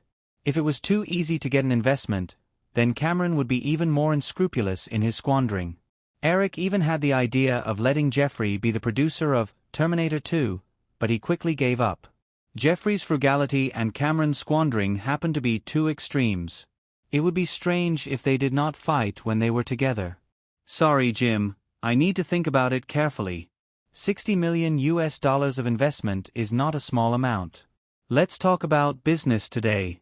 Stan, I think you must have guessed something. I plan to set up a movie special effects company, and I want to invite you and your team to join. In the future, this movie company will be responsible for most of the special effects work for Firefly's movies. Stan Winston was not angry because of Cameron's rejection. Eric's cautious reaction to Terminator 2 was almost inevitable. It would be strange if he immediately agreed. Eric, why me? I mean, there are many excellent special effects teams in Hollywood. Eric remembered something Stan Winston once said in his previous life. He smiled and replied, "Because they only do special effects, but you are using special effects to perform." Stan Winston was a little moved. This sentence touched the deepest nerve in Stan's heart. Once upon a time, Stan Winston's dream was to be a movie actor, but dreams and reality were always very different. After graduating from college, Stan Winston worked as a makeup apprentice at Disney for 3 years, and then opened his own Winston studio. Later, he realized that he did not completely abandon his dream. Actors were performing with themselves, but he was performing with special effects. Therefore, over the years, Stan Winston had always maintained his passion for movie special effects. He was even often described as crazy. This consistent passion for movie special effects was the main reason for Stan Winston's success. To be honest, without Stan Winston, James Cameron would not have been able to shoot the classic Terminator with a mere $6.5 million. Because of a serious lack of funds, the Terminator robot in the first movie was just a simple metal model without any mechanical kinetic equipment. Therefore, the special effects of the robot's movements in the movie were almost shot frame by frame using a method similar to stop-motion animation. The movie had 24 frames per second and 1440 frames per minute. It was easy to imagine how much work it took to shoot a scene that was several minutes long. If one did not have enough faith and passion, no one would be able to persevere.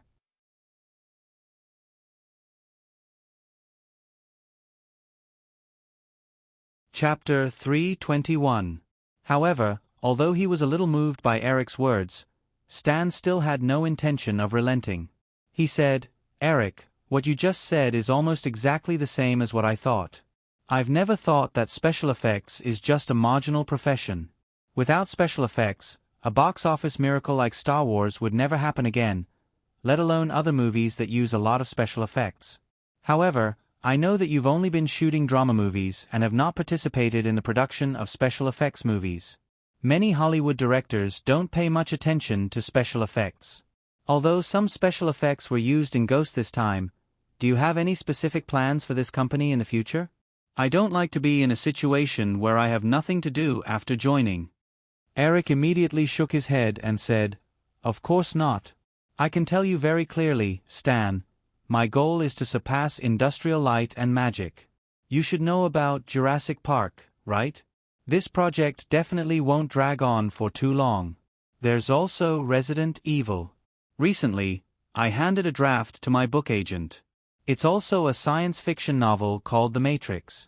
These 3 novels will be made into at least a trilogy of special effects movies in the future. Therefore, the special effects company will not lack projects in the next 10 years.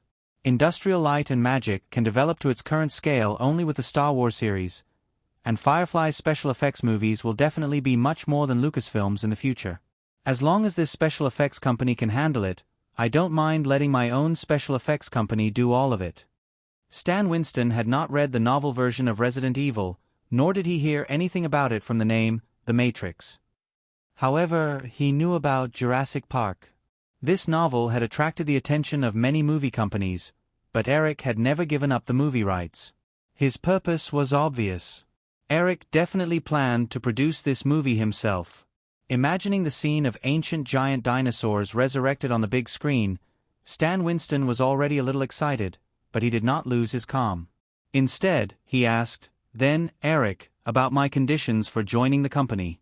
You know, although my current studio is very small, I'm the boss myself. I don't lack projects." Eric said, "I'll give you 10% of the shares.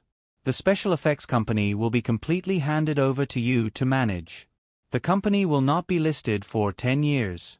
I will always provide the company with enough funds, but before the company is listed, no matter how much money I invest, I will never dilute your personal shares." Stan Winston still remained cautious. Although 10% of the shares was not a lot, if Eric could provide enough funds for the development of the special effects company, he would not mind it.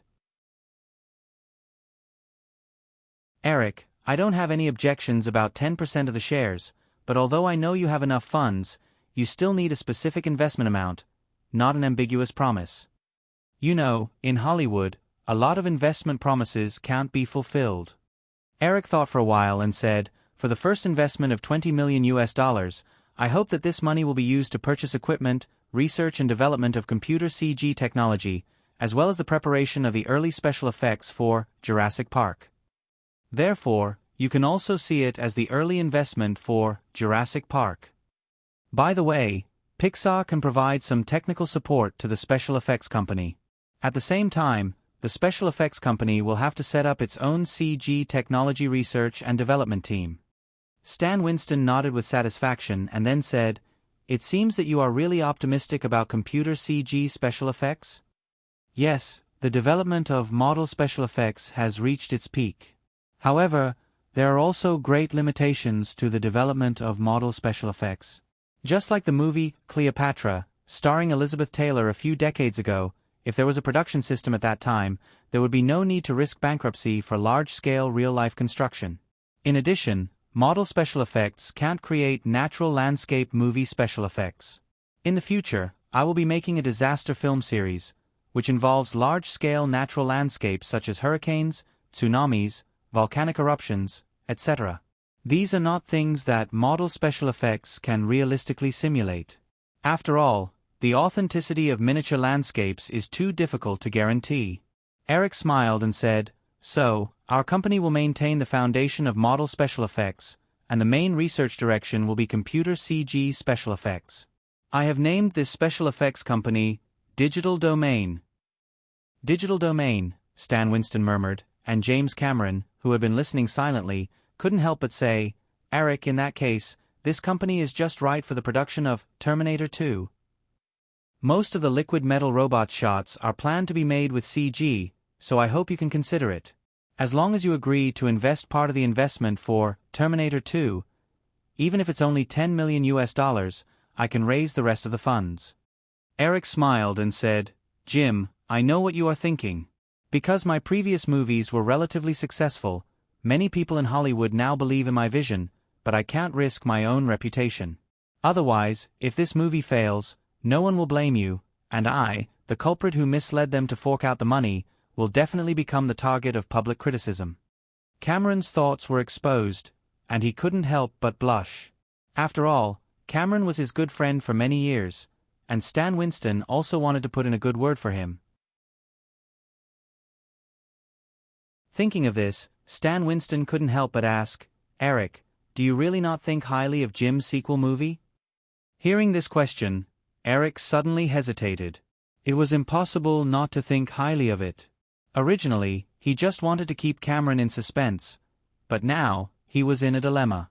After thinking about it, Eric said, It's not that I don't think highly of it, but the risk of this movie is too high. The investment of $60 million, plus the post-production publicity budget, and not considering overseas, the North American box office is estimated to take $150 million to recover the cost. The global box office of the first Terminator was less than $80 million, and Jim's last movie, Abyss, also had a global box office of $80 million, so you should understand my concerns. Stan Winston nodded understandingly, and James Cameron was a little disappointed. Eric pondered for a moment, and as if he had made a big decision, he said, Well, in that case, I'll take a gamble. $50 million, Jim, I can take out $50 million, so I hope you can take out the cautious attitude you had when you filmed the first Terminator, and try your best to shoot this movie with this budget. James Cameron only hesitated for a moment before he quickly nodded without any integrity. Let's settle the movie project first. $50 million it is. If we can't finish filming, I don't believe that you'll let the project go down the drain and let the $50 million go to waste. All right, Eric, I'll do my best. The two unscrupulous guys looked at each other and smiled, as if they had been friends for many years. Eric never thought that Cameron could use $50 million to produce Terminator 2, and Cameron himself never thought of using $50 million to produce Terminator 2. As for what would happen if the movie ran out of money halfway through production, well, it was up to him. After a while, Eric said, Right, James, since I'm taking out this money, then the copyright of Terminator must belong to me. There's no room for negotiation. James Cameron was stunned for a moment, then nodded. Anyway, in his plan, the second Terminator 2 was the end of the story. As long as he had the money to produce the story, the copyright would not be of much use to him.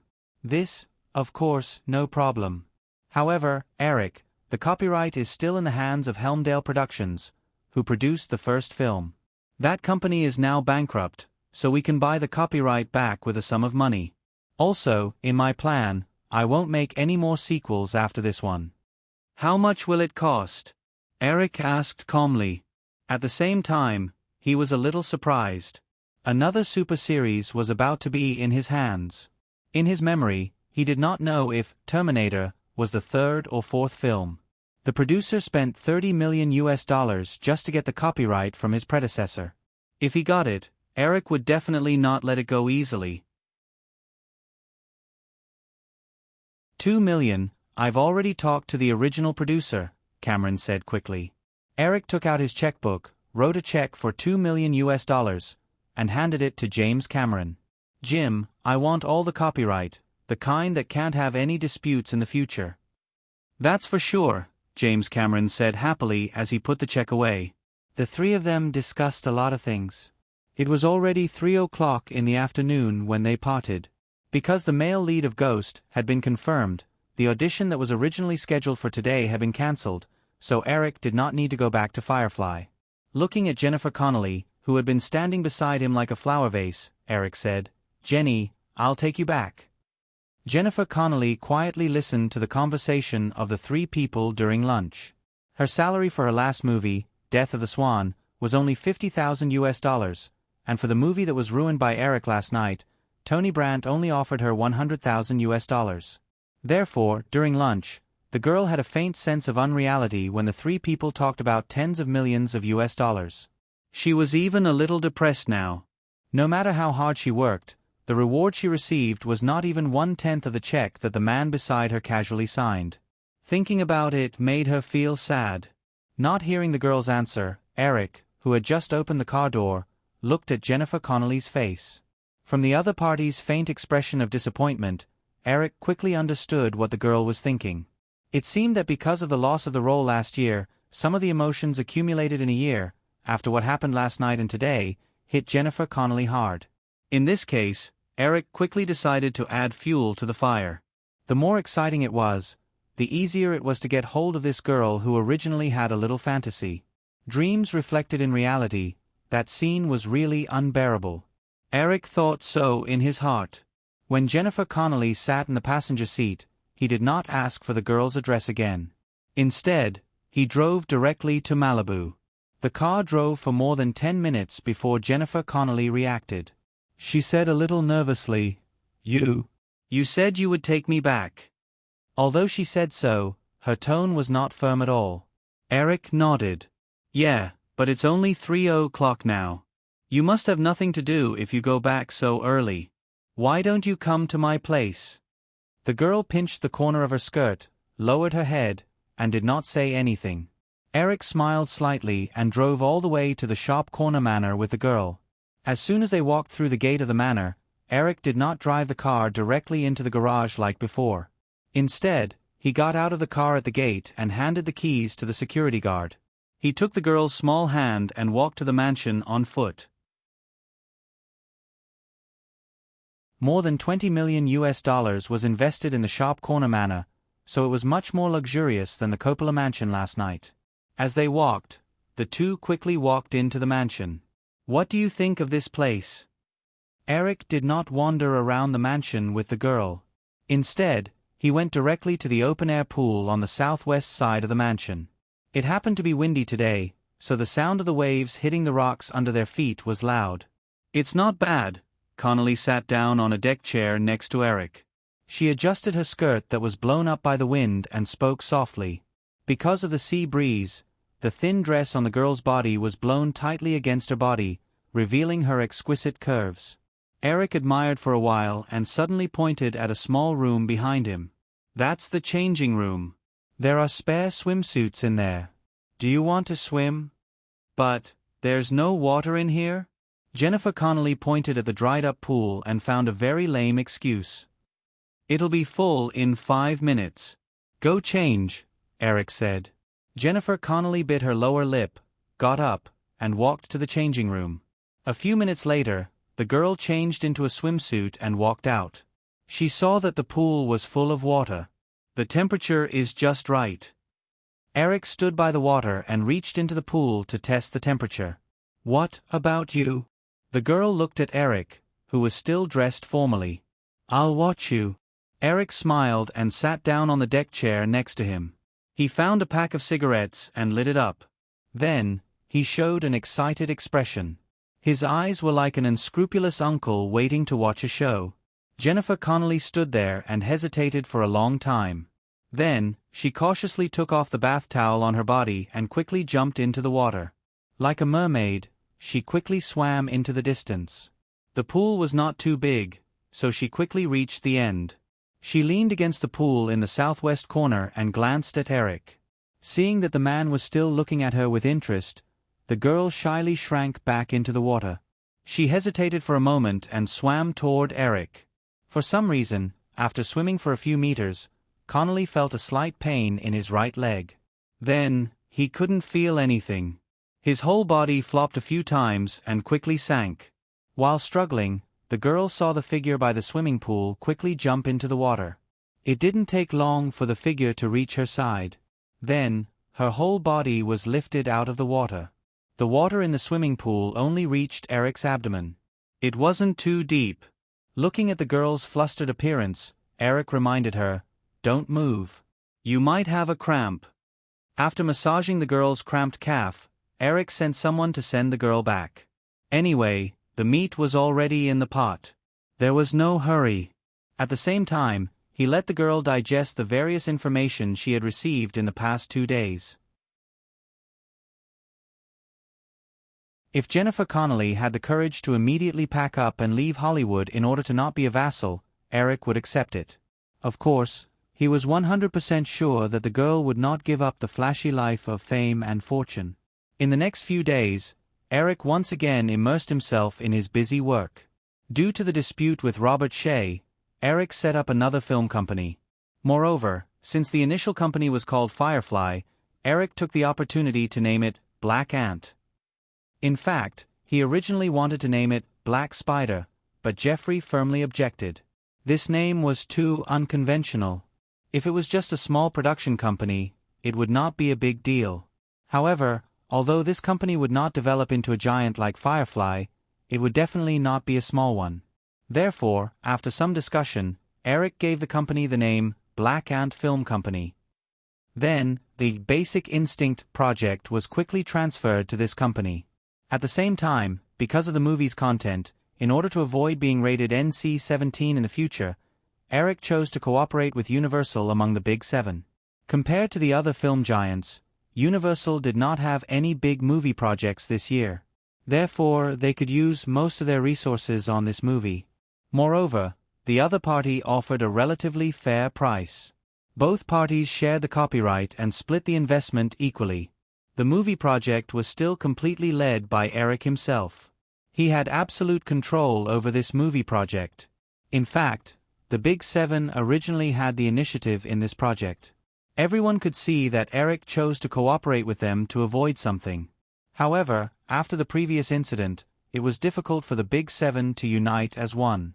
Basically, no one trusted anyone. Therefore, when it came to quoting prices, they all offered their own. The reason why Universal could offer the best price was because Japan's Matsushita Financial Group, like Sony, had launched an acquisition of Universal's parent company, MCA.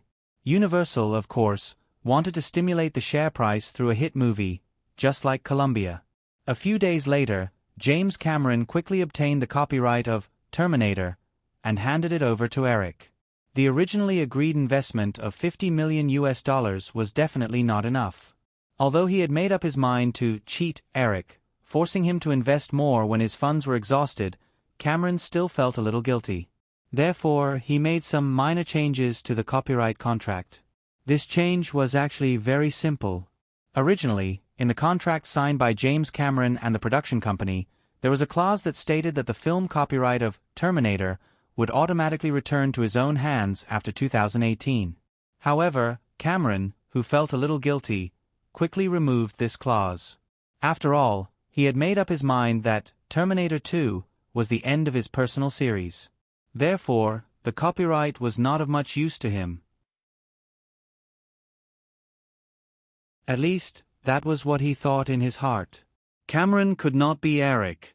Of course, he did not think that the copyright of this series would be worth so much in the future.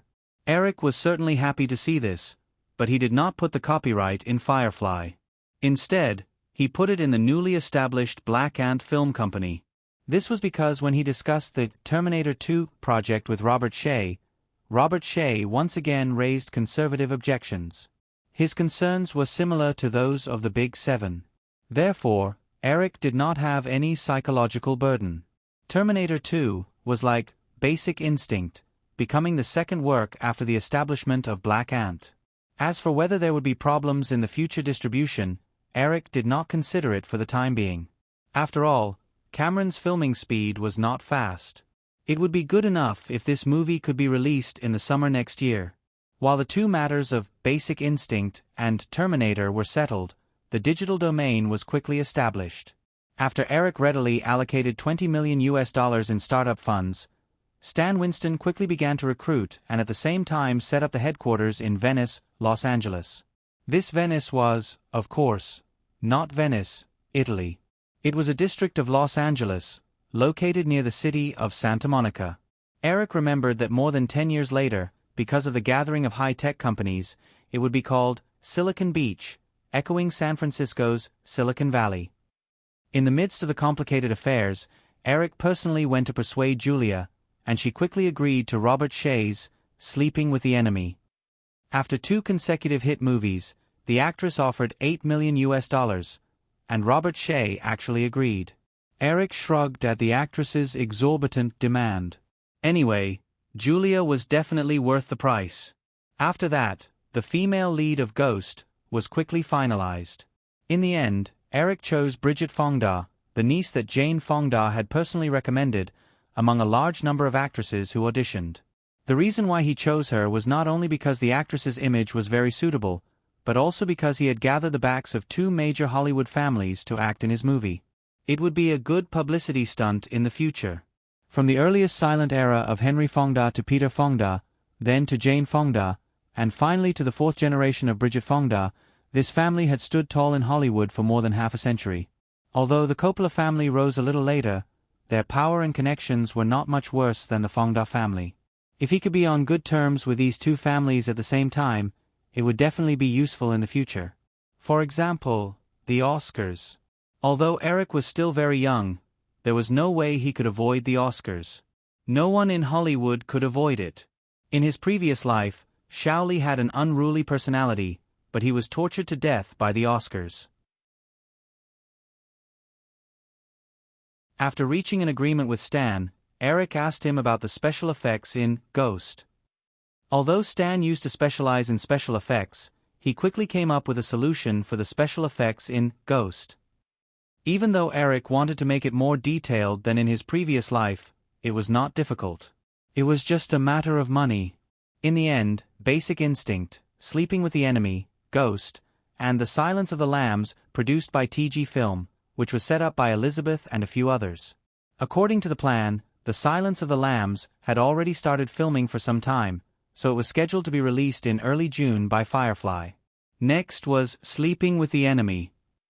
Although this movie was prepared late, it was a very simple movie with no big scenes and no special effects. Therefore, 2 months of production was enough, and it was scheduled to be released in late June. The middle of June was the peak of the summer box office. Robert Shaye could not have made this arrangement without selfish motives. However, Eric did not object. Next was Ghost, at the beginning of July. The production of this movie was almost the same as last year's Dark Battle, and its schedule was similar to last year's Dark Battle. It was jointly released by Disney and Firefly. On the other hand, Basic Instinct was scheduled to be released in mid-July. Not only was the production cycle of this movie longer, but because of the theme, it was scheduled to be released at the end of the summer. It was the middle of April, and all the preparations for Ghost were completed. Eric also planned to shoot a few scenes that required special effects and let the digital domain handle it. According to the plan, he would soon go to New York to shoot. However, the reason why he still could not go to New York on April 13th was because of Basic Instinct. The main lead and director of this movie needed to be decided by him personally. Back then, Eric had considered that the actresses in the United States were relatively more conservative. 4 famous actresses, it would not be easy for them to act in such a large-scale movie. Moreover, the female lead of Basic Instinct, Catherine, was not a flower vase, and the requirements for her acting skills were more stringent. In his memory, although Basic Instinct was a big production, many famous actresses rejected it. In the end, the production team used the not-so-famous Sharon Stone. Therefore, Eric locked his eyes on actresses from Europe. Compared to Hollywood actresses, European actresses were much bolder. This was just a matter of perception. After all, in most European movies, even if it was completely unnecessary, they still had to take off some clothes. It was as if the director felt that it was not considered a movie if they did not take off some clothes. In such an environment, the actresses had to take the initiative to adapt. Therefore, the scale of Basic Instinct was nothing to many European actresses.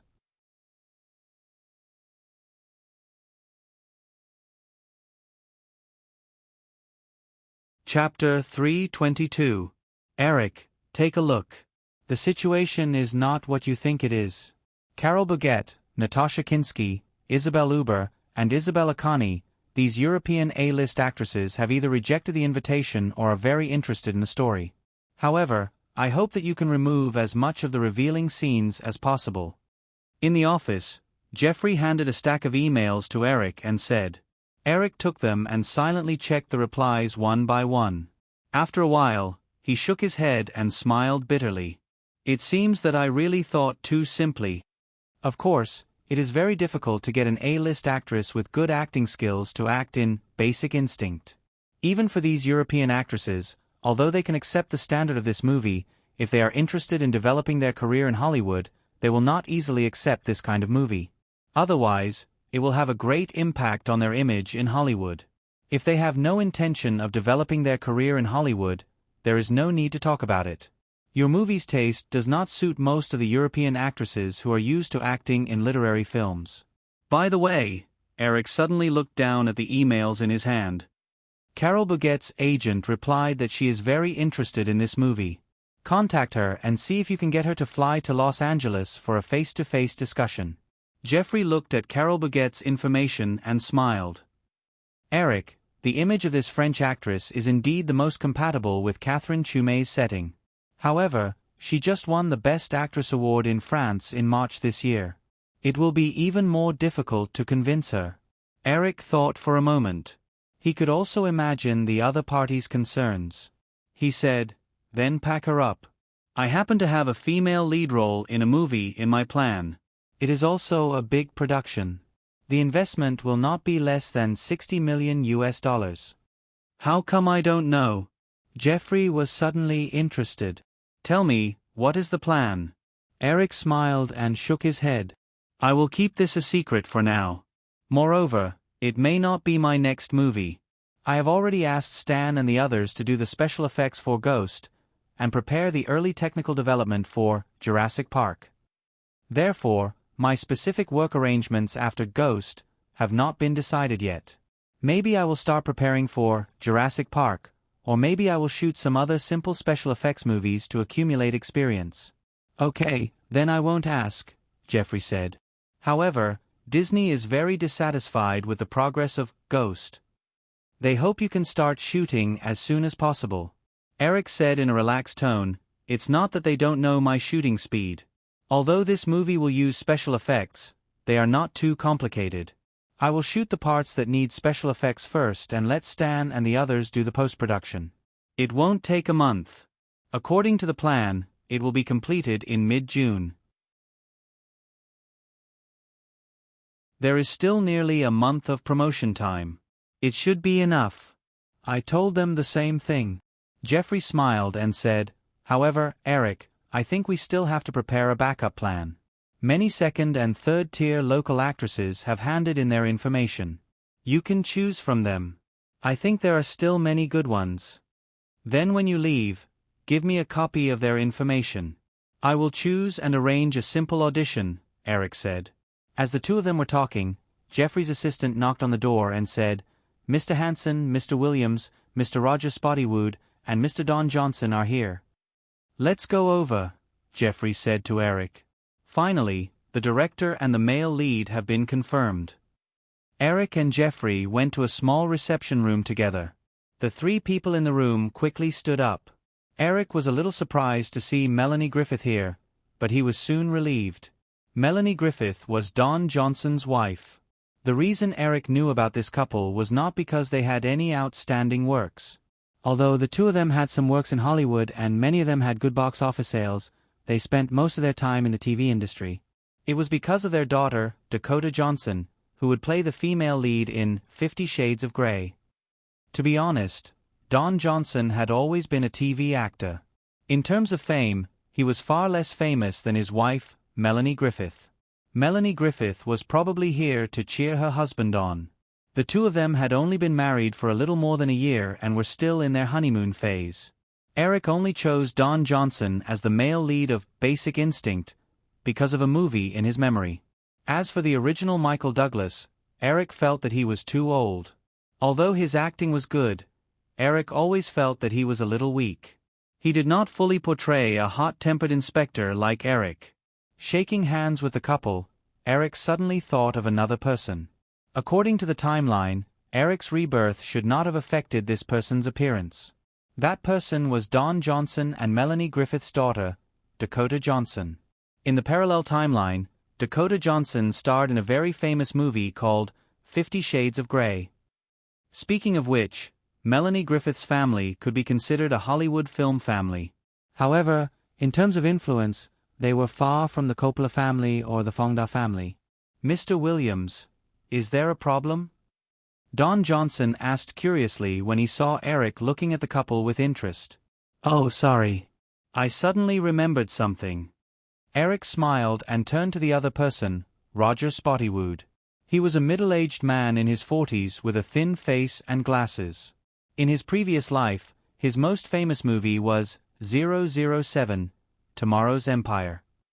But now, although Roger Spottywood was already 45 years old, he was not very popular as a director. He did not have any outstanding movies. After Jeffrey recommended him, Eric specially looked for his movies and found that he was very good at dramas like Basic Instinct. More importantly, Roger Spottywood was not only cheap, but he also did not ask for the final editing rights. Therefore, Eric quickly decided. After greeting each other, the three of them sat down. "Mr. Spottywood, you have been studying the script for a few days. Tell me your thoughts on this movie." "Of course, Mr. Williams." Roger Spottywood nodded and said, "I feel that Instinct is, on the surface, a description of the investigation process of a murder case, but in fact, it's a depiction of a primitive fishing net, a wild emotion. From the script, it can be seen that Inspector Nick is actually the same kind of person as the murderer, Catherine Chumay. Deep in their hearts, they both have the most primitive inclination for destruction. Therefore, in the process of Nick's undercover work, he accidentally killed an innocent tourist in his agitation. Moreover, after the rock singer was killed, Nick was sure that Catherine Chumay was the real murderer from the beginning. After the interrogation, Nick was provoked by Catherine Chumay, which stimulated the fishing net deep in his heart. That was why he was so violent to Beth.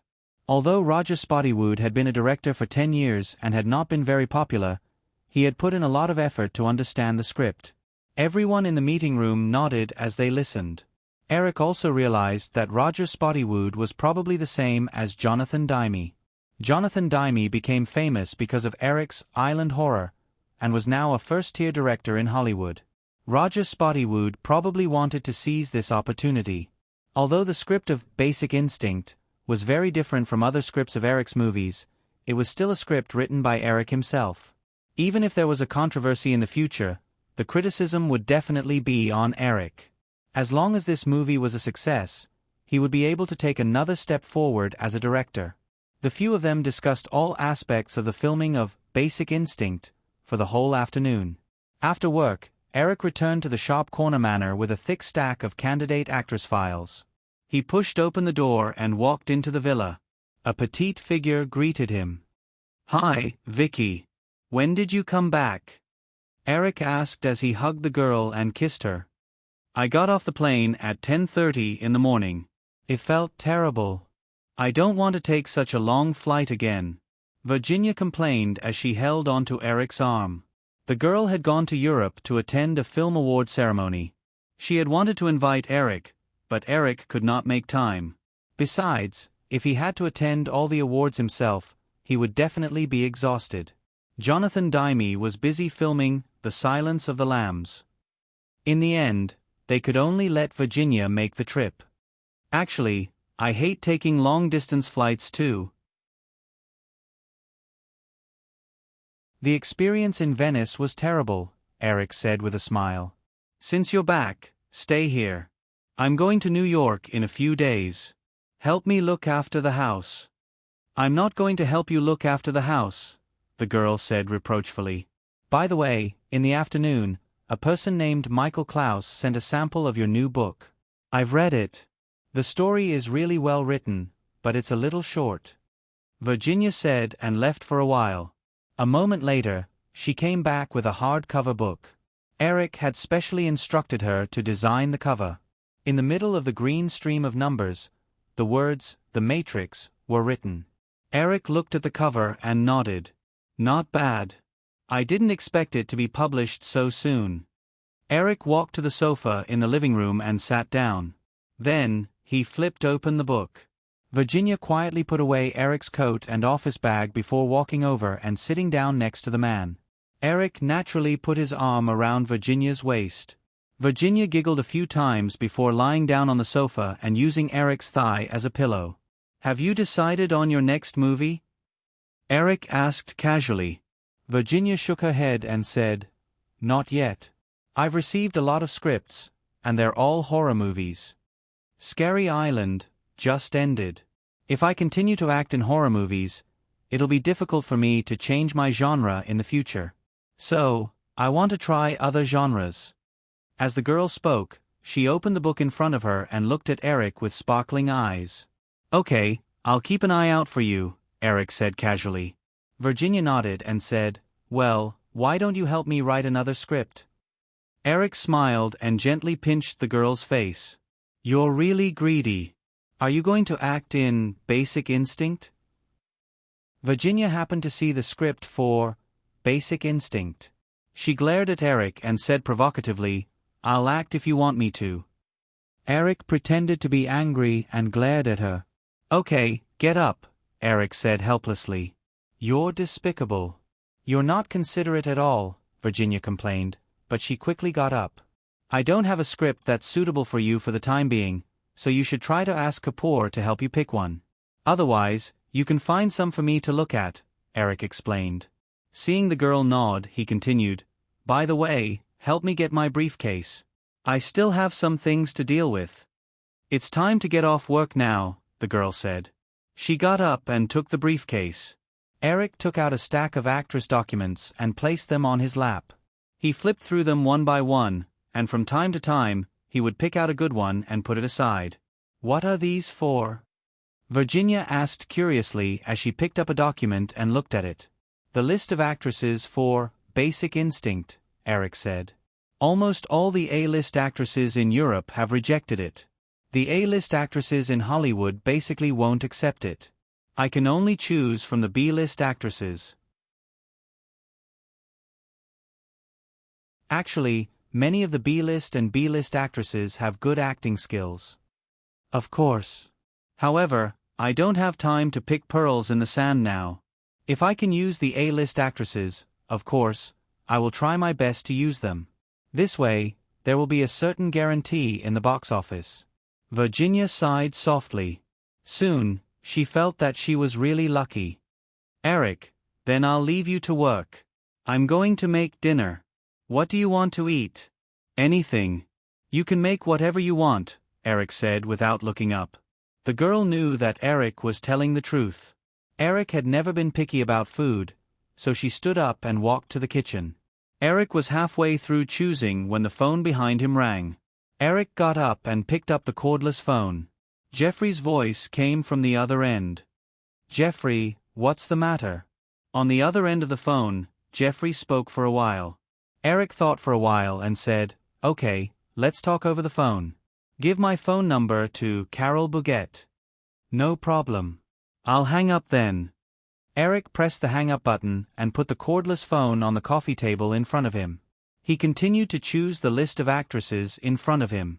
More than 10 minutes later, the phone rang again. Eric picked it up and a female voice with somewhat poor English pronunciation came from the other end. Hello, Mr. Williams. I'm Carol Bouguet. Half an hour later, Virginia came out of the kitchen to call Eric to eat. She saw that Eric was still holding the phone in his hand and walking around the open space by the floor-to-ceiling window. He was gesticulating and saying something. She did not dare to disturb him. After a while, Virginia saw that Eric had hung up the phone. He threw the cordless phone on the sofa and threw himself on the sofa, looking very tired. The girl walked to Eric and asked considerately, What's wrong? Nothing. I invited a French actress, Carol Bouguet. I wanted her to star in Basic Instinct, but she rejected it. Virginia wanted to gloat a little. She did not expect that there would be an actress that Eric could not invite. However, when she saw Eric's anxious look on the sofa, she quickly controlled her emotions and comforted him. Then take your time to choose. It's not like no one wants to act anyway. Carol Baguette, the spokesperson for Chanel No. 5 a few years ago? Yes. She also acted as a Bond girl, Eric nodded and said. I remember a little. I heard that she was a very unique woman. After she acted as a Bond girl, she did not want to continue being a vase, so she went back to France to act in literary films. Let's not talk about her. If she rejected it, then so be it, Eric said dejectedly. Anyway, most Hollywood movies were like this. There were endless twists and turns in the casting process. Even Steven Spielberg and James Cameron were no exception. He remembered that in his previous life, Cameron spent a few months convincing Fox to let Leonardo play the role of Jack in Titanic. Then let's eat first, Virginia said. Eric nodded and stood up to walk to the dining room. It was already past 10 o'clock at night. Virginia was still in her pajamas as she watched Eric pacing back and forth while making a phone call to the list in his hand. I don't care. I've already given them enough time by not scheduling it for tomorrow morning. If they can't make it, then I can only say that it's a pity. Tomorrow, I'll confirm the female lead for Basic Instinct. Yes, on the spot. New York just called me an hour ago. Royce and the others have been waiting in New York for a week. The two leads have already gone over, so I can't waste any more time. Eric let out a long sigh and hung up the phone. He put the phone on the phone stand and collapsed on the bed, exhausted. Virginia's small hands gently massaged Eric's temples. She said softly, Eric, do you have to be in such a hurry? You are already so outstanding. Why do you have to tire yourself out? These were originally planned for the first half of the year. Unfortunately, because of the incident at the beginning of the year, I wasted more than 3 months. That's why it's like this now, Eric explained in a weak tone. I always feel that time is too tight. I want to do too much. I really wish I could help you. Unfortunately, I don't know how to do anything, Virginia said softly. Eric smiled and hugged the girl's waist tighter. Actually, you can help me. Be my big pillow. I like to hug women to sleep. Just hug to sleep? The girl asked. She reached out and turned off the lights in the bedroom. The room suddenly became dark. Because the soundproofing was very good, although there was wind outside, there was no sound of waves. The surroundings were silent. Yes, just hug to sleep, Eric murmured. Unknowingly, his eyelids began to droop and he quickly fell asleep. The girl was stunned for a while before she tenderly pulled the blanket over the two of them. In the Firefly audition room, a woman in a simple coat sat down on a chair. She crossed her long legs with a relaxed expression and took out a cigarette from her pocket. There was always a faint, indifferent smile on her face. You can't smoke here, Miss Chu Mei, the assistant behind the camera said. The girl glanced at the assistant's seat flirtatiously and said, What are you going to do? Sue me for smoking? After the girl finished speaking, she lit the cigarette, took a puff, and exhaled a faint green smoke. After a short silence, the assistant said again, Can you tell me about your relationship with Mr. Bartz? I've been in a relationship with him for more than a year. He's not afraid to try new things. I like that kind of man. He can give me a lot of happiness, the woman said as she smoked a cigarette. She didn't hide her private affairs. Have you played civvy before? The assistant asked again. The girl maintained her smile. You guessed right. Do you know how to tie him up? No. Have you never tied him up? No. The girl denied again. Johnny likes to use his hands. I like his hands. After the girl said this line, the assistant was about to continue when Eric interrupted. Okay, let's stop here. The girl sitting on the chair suddenly looked disappointed. At the same time, she was a little resentful. The Firefly gave her too little time to prepare. She received the audition invitation in the morning and rushed over. She had less than an hour to prepare. However, although she was resentful, the girl didn't dare to reveal it in front of the young man. Otherwise, there would be no hope. "Mr. Williams, I think I can try again." "No need," Eric said. "Miss Nelson, although your appearance is very suitable for the role of Catherine Chu Mei, I can't see much of Catherine's aura from your performance. You were too restrained just now, as if you were carefully walking on a single-plank bridge. I understand that this may be because you didn't have enough time to prepare. However, the most fatal point is that I didn't see the potential in you. The potential to release the aura of a woman like Catherine. So, I can only say sorry," Eric explained patiently. Although the girl was still a little unsatisfied, she didn't ask for anything else. She stood up and thanked him, then opened the door and left dejectedly. After the girl left, Jeffrey couldn't help but say, "Eric, I think your emotions are not right. You're too impatient. Why don't we rest for half an hour and give the actresses another half an hour to prepare? Anyway, there are only 11 people left. We have enough time to finish the audition." Eric sighed and looked at his watch. There was indeed enough time. He had already eliminated 8 people on the spot. If this continued, he wouldn't get anything today. The female lead role of Basic Instinct would continue to be stranded. "Tell them to rest for half an hour." Eric stood up and said to Jeffrey, "I'm going out to get some fresh air." "Okay, go ahead." Jeffrey nodded. Eric opened the door and went out. The girls who were sitting on the bench in the corridor and waiting for the audition couldn't help but stand up when they saw him come out. "Rest for half an hour. You can go to the conference room over there to prepare again," Eric said to the girls, then walked to the other side of the corridor. The remaining girls looked at each other. A few of them were eager to chase after him, but in the end, they didn't move. Eric came to the bathroom at the end of the corridor. Just as he was about to go in and wash his face, a girl suddenly walked out and happened to bump into Eric. Because she lost her balance, she fell to the ground. Eric also took a step back. The girl was a little angry at first. When she saw that it was Eric, she stood up in a panic. "I'm sorry, Mr. Williams. I didn't do it on purpose." "It's okay. It's my fault." Eric shook his head and looked at the girl opposite him who had very special eyes. He said, "You're Joanna Pakula?" The girl's eyes lit up and she quickly nodded. "Yes, Mr. Williams. I didn't expect you to know me. By the way, the audition over there. Rest for half an hour. You can prepare more," Eric said.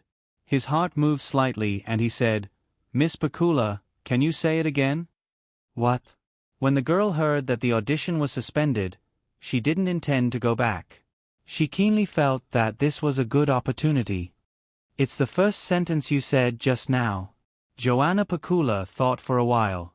Although she didn't understand what he meant, she still said, "I'm sorry." "Yes, that's it. Say it a few times." Eric leaned against the wall in the corner, lowered his head, and took out a cigarette and lit it. When Joanna Pakula heard Eric asking her to apologize repeatedly, she suddenly felt nervous. "Mr. Williams, I really didn't do it on purpose." "No, it's not that sentence." Eric shook his head and said, "I'm sorry, I'm sorry, I'm sorry." The girl clenched the small red leather bag in her hand tightly and repeated it repeatedly. She felt that the young director in front of her was really abominable. She just accidentally bumped into him and he tortured her like this. For a moment, Joanna Pakula felt that today's role would definitely not be hers. She wanted to summon up the courage to leave in a huff, but there was still a trace of expectation in her heart. "Okay, stop." Eric finally interrupted the girl's repetition. "Your accent is wrong. It doesn't sound good. I saw your information last night. You're from Poland and used to be an actress in the Polish National Theatre?" "Yes." The girl nodded. "Why did you come to the United States? A national theatre is better than being a third-rate actress in Hollywood, right?" Joanna Pakula was silent for a moment before saying, "Because of Zhengzhi." Eric nodded and did not ask any more questions. He was not interested in Zhengzhi at all. He carefully looked at Joanna Pakula in front of him. She was the same age as Sharon Stone, the heroine of the original version of Instinct. However, Sharon Stone looked much older than the girl in front of him. Some people would even believe that the girl was in her early 20s. "I really couldn't tell that you're already 33 years old," Eric said with emotion.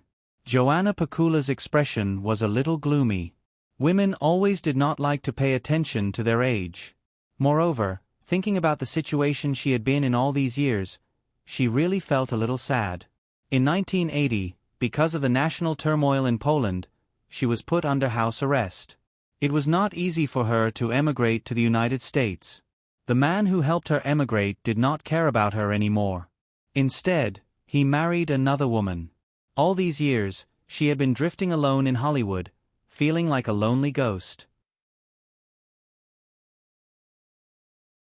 Although she had played the female lead in a low-budget horror film last year, the film had only earned a pitiful box office of more than 1 million yuan, which did not bring any improvement to her career. The more Joanna Pakula thought about it, the sadder and sadder she felt. She glanced at the man in front of her. It was obviously his fault just now, but she had to apologize repeatedly. He was so hateful. The girl suddenly felt that the whole world was bullying her. Unknowingly, her eyes were filled with tears. What's wrong with you?" Eric was at a loss when he saw Joanna Pakula's tears. He searched in his pocket and finally found a piece of tissue. "Don't cry." Joanna Pakula nodded her head. The girl took the tissue and wiped her eyes. However, the more she wiped, the sadder she became. Gradually, she could not help but choke with sobs. "You abominable Americans. Back then, that bastard sent me to the United States and left me alone. You are also a bastard. I just accidentally bumped into you and you bullied me like that. You bastards, all bullied me." Eric raised his hand in a panic. Seeing that the girl was nagging with an accent that was not very standard, he finally gradually became impatient. He raised his voice and said, "Okay, stop." The girl's voice faltered. She wiped her tears and sobered up a little. Suddenly, she realized the situation she was in. Soon, she regretted it. This opportunity was completely ruined. When the girl stopped crying, Eric asked, "By the way, I didn't see it clearly last night. Why do you want to act in this movie?" "What? I mean, instinct," Eric continued. "What's wrong with that?" Joanna Pakula asked softly, puzzled. Eric thought for a while and said, "I don't want you to act in this movie. You should act in more mainstream movies. Since you can join the Polish National Theatre, your acting skills must be good." "Do you think I don't want to act in mainstream movies?" Joanna Pakula said, "But where can I get such an opportunity? I have participated in many auditions, but I have never succeeded. They always find all kinds of reasons to reject me. I can't compete with local actors." Eric thought for a while and said, "How about this, you don't participate in today's audition."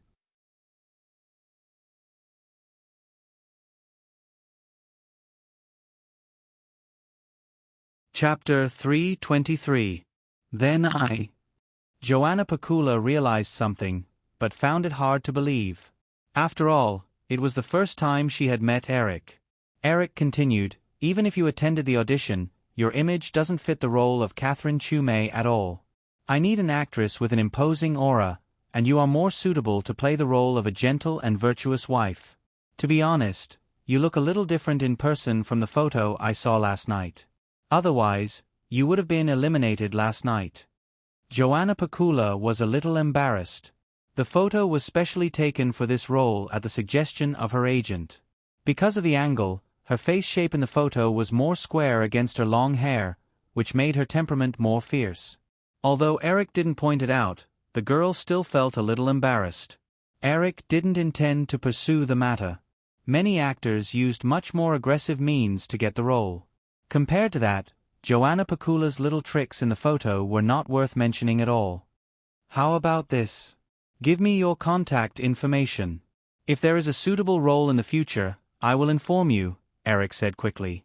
Joanna Pakula raised her head and looked at Eric. Then she lowered her eyes again, and her slender hand holding the bag rubbed the leather uneasily. She had heard the kind of promise that Eric had just made from many people. Most of them were perfunctory words without any follow-up. After that, there was no follow-up. Eric noticed the girl's little movements and quickly realized the inappropriateness of his words. This promise was no different from those perfunctory words. Eric didn't deny that the first time he saw Joanna Pakula, he was interested in this woman who exuded a gentle temperament from head to toe. Moreover, although it was a little unreasonable, Eric really liked Joanna Pakula's accent when she said, "I'm sorry." The somewhat short flat-tongued hair was like a finger inadvertently plucking the string at the bottom of his heart. Therefore, what he had just said was certainly not perfunctory. But obviously, Joanna Pakula didn't think so. She was obviously a very insecure woman. In fact, it was easy to understand. She was a stranger in a foreign land, and her personal career was very bumpy. From what she had just said, it seemed that she had been hurt in love. It was certain that she was insecure. "Miss Pakula, how about this? I'll treat you to dinner tonight and we can have a good chat, if you don't think it's a little abrupt?" The girl's expression instantly became more hesitant. Eric quickly added, "You choose the place, I'm fine with anything." Then, "Well, maybe my cooking skills are not bad. Mr. Williams, how about—" Eric raised his eyebrows and realized what the girl wanted to say. "Of course, no problem. But is it convenient to go to your house? I mean, won't your husband or boyfriend misunderstand?" The girl shook her head sadly. "I'm single now. It's good to be single." Eric immediately echoed in his heart. As the two were chatting, footsteps came from the corridor. Soon, Eric's assistant, Alan, came around the corner and saw Eric and Joanna Pakula standing together. He stopped in surprise, not knowing whether to continue walking. "What's the matter, Alan?" Eric saw his assistant and asked casually. Alan pointed to the bathroom door behind Eric, and then immediately shook his head. "No, nothing, I'll go over there." After that, the assistant walked quickly and left without looking back.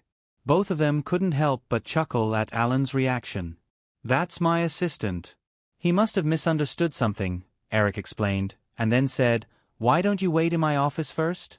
I may need a few more hours." Joanna Pakula nodded obediently. Eric took the girl to the elevator all the way to the top floor and brought her into his office. He pushed open another door in the office, turned his head and said, "There's a TV here, you can—" Joanna Pakula saw the big picture in the lounge and shook her head hesitantly.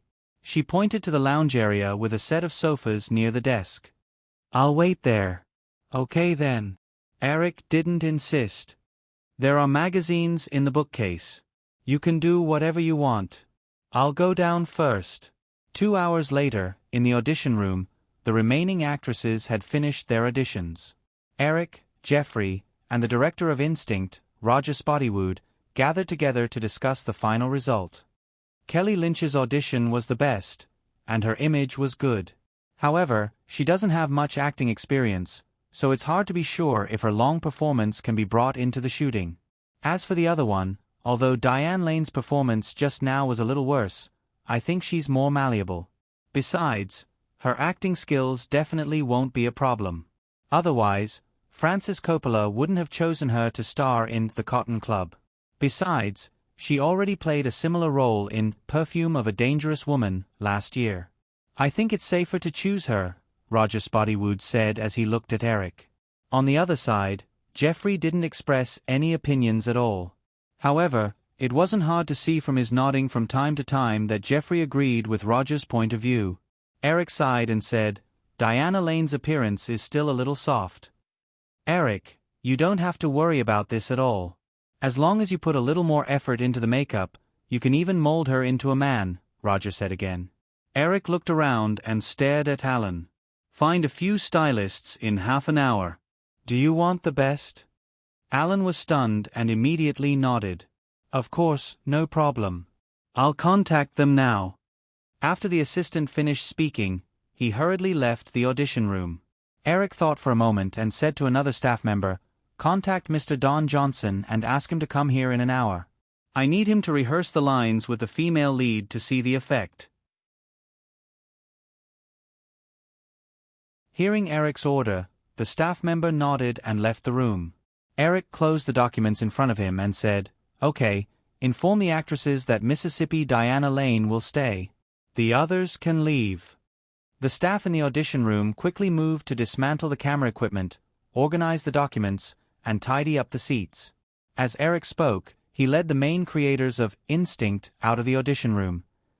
You're tuning in to the Narrate and Escape YouTube channel. Don't forget to subscribe and join us on this journey to catch the most captivating stories.